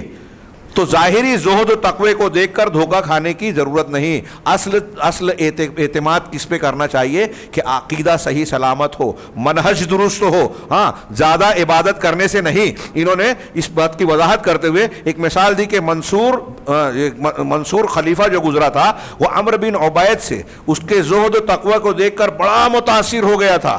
ہاں جبکہ وہ گمراہی کی دعوت دینے والوں میں سے ایک شخص تھا اور اپنے آخری معاملے میں اس نے نبوت تک کا دعویٰ کر لیا، بلکہ الوہیت کا دعویٰ کر لیا. اس کا شعر نقل کیا لیکن میں موقع نہیں پاتا. اس نے یہاں تک دعویٰ کیا. اسی سے متاثر ہو کر بنو عباس کے کچھ لوگ جو ہیں وہ معتزلہ سے متاثر ہوئے اور یہ تک کہہ دیا کہ قرآن اللہ کا کلام نہیں، اللہ کی مخلوق ہے، یہ عقیدے کا حصہ ہے. اللہ کا کلام اللہ کی صفت ہے اور اللہ کی صفت جب سے اللہ ہے ہمیشہ سے ہمیشہ رہنے والی. تو جب ہم نے کلام کو اللہ کی صفت کہا تو یہ مانتے ہیں کہ اللہ ہمیشہ سے ہے تو اس کی صفات بھی ہمیشہ سے ہے. جب ہم نے اللہ کی مخلوق کہا تو مخلوق کا کہیں نہ کہیں اسٹارٹ اور آغاز ہوتا ہے.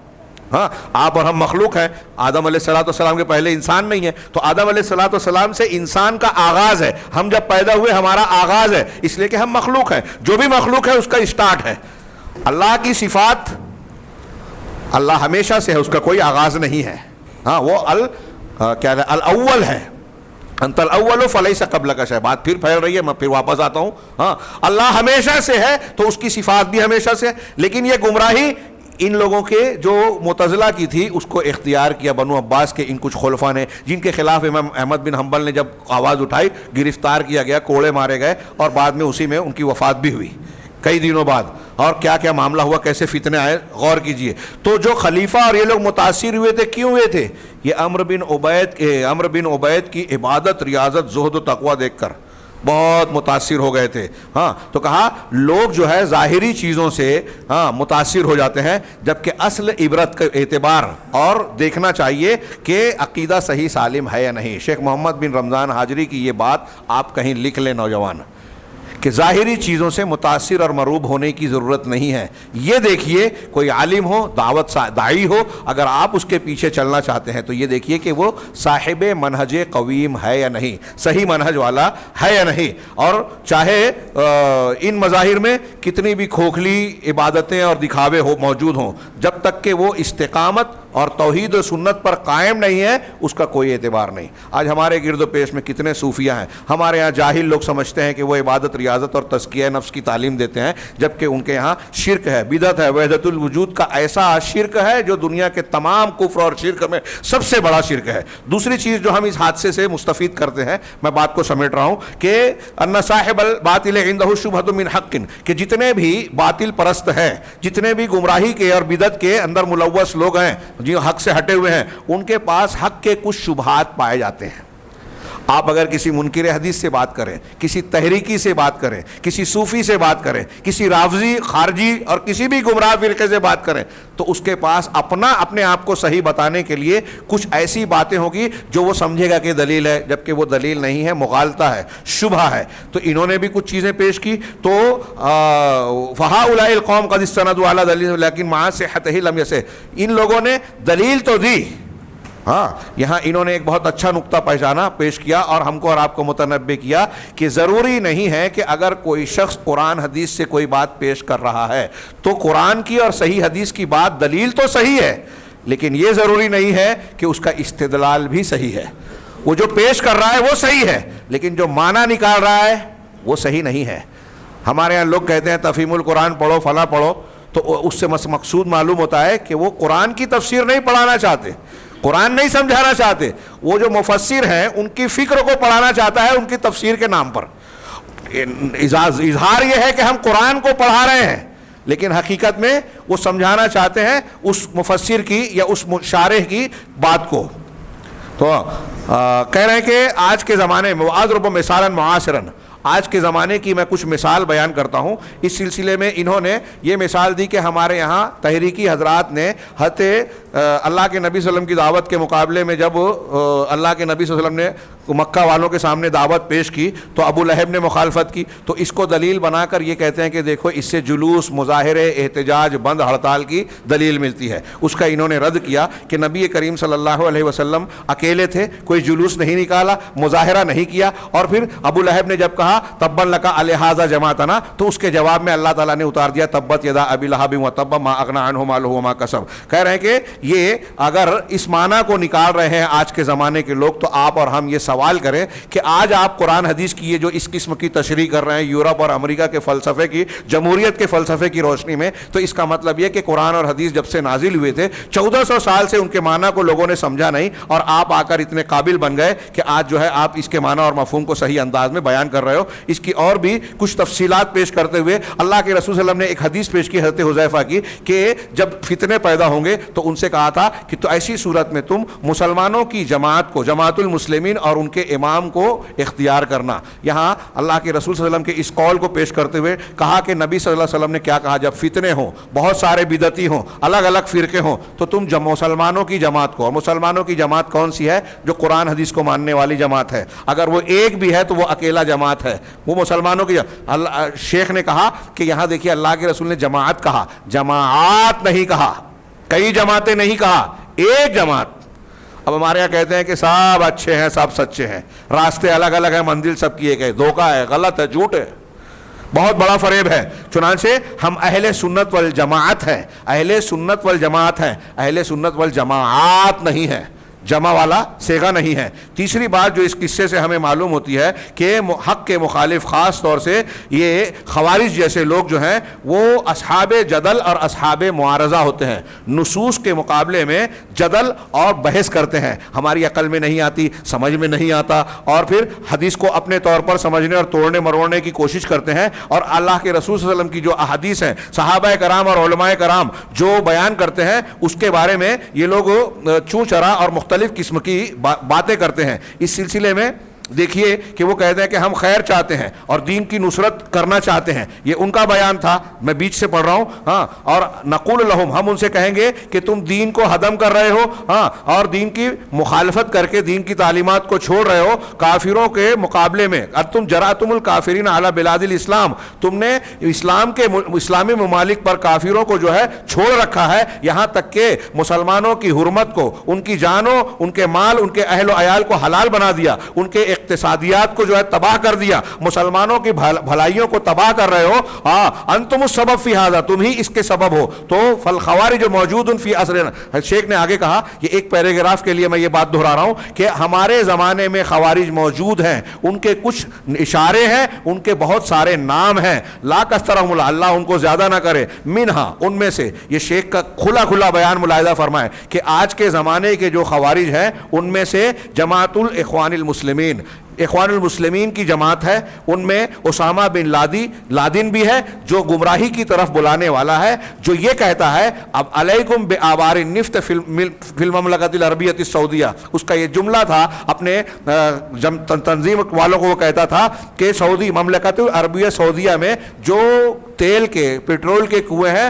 ان کو تم تباہ کر دو، تم پر لازم ہے، وَهُوَ الَّذِي يَدْعُو الشَّبَابَ إِلَى لِلتَّفْجِيرِ، اور یہ وہ شخص تھا جو نوجوانوں کو دھماکوں کی دعوت دیتا تھا۔ ان کے سرداروں میں سے سعد الفقی ہے جو برطانیہ میں ہے، یہ مجرم خبیث ہے جو فساد پھیلانے کا داعی ہے اور اپنے آپ کو اصلاح کی طرف منسوب کرتا ہے۔ یہ لوگ جو یہ اتنا سخت جملہ استعمال کر رہے ہیں، یہ لوگ امریکہ، برطانیہ، مسلمانوں کے دشمنوں کے آلائے کار بنے ہیں، یہ ان کے اپنے اعترافات سامنے آ چکے ہیں کہ ان لوگوں نے ان کی کیا کیا خدمات انجام دی ہے۔ تو فمن تجدہ یضیق صدرہ، کہہ رہے ہیں کہ اب ایسے لوگوں پر تنقید کرتے ہوئے اگر آپ کسی کے دل کو تنگی محسوس کریں کہ آپ اسامہ بن لادن پر تنقید کر رہے ہیں، سید قطب پر تنقید کر رہے ہیں، کسی کو برا لگ رہا ہے، تو سمجھ جاؤ کہ فعلم اس میں جو ہے وہ خوارج کی گندگی اس کے اندر موجود ہے، اور جو شخص ان اسماء کا احترام کرتا ہے تو پھر ان کا کیا معاملہ ہے یہ واضح ہے۔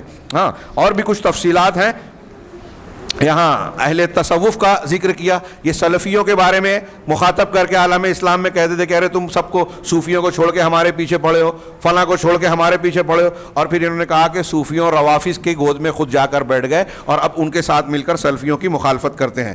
ہاں، کافی اہم کچھ تفصیلات ہیں، لیکن میں چوتھے نقطے پر آ رہا ہوں، ایک دو نقطہ باقی ہے۔ من هذه الحادثہ، شیخ محمد بن رمضان نے کہا کہ اس حادثے سے ہم کو یہ معلوم ہوتی ہے کہ خوارج کا مزاج رکھنے والے جو گروہ آج پائے جاتے ہیں ان کے لیے دلائل کافی نہیں ہوتی۔ ہاں، وہ دلیل پیش کرنے والا کسی بھی مقام کا ہو تو کہہ رہے ہیں کہ حضرت عبداللہ ابن مسعود سے بڑھ کر اور کون شخص ہوگا جس کی پیش کردہ دلیل کو مانا جائے. اور حضرت عبداللہ ابن مسعود رضی اللہ تعالیٰ عنہ کے زمانے میں عراق کے اندر جب یہ واقعہ پیش آیا تو ان سے بڑھ کر عالم کون تھا اور کون ہوتا جو ابن مسعود سے ہٹ کر ان کے سامنے حجت لا کر پیش کرتا, دلیل دیتا. یقیناً جب انہوں نے حضرت ابن مسعود رضی اللہ تعالیٰ عنہ سے دلیل کو قبول نہیں کیا اور رسول اللہ صلی اللہ علیہ وسلم ان سے مقدم ہے, تو جن کو انہوں نے متہم کیا اولہم فی نیتہ, پہلے ان کی نیت میں اس طرح سے کہ رسول اللہ صلی اللہ علیہ وسلم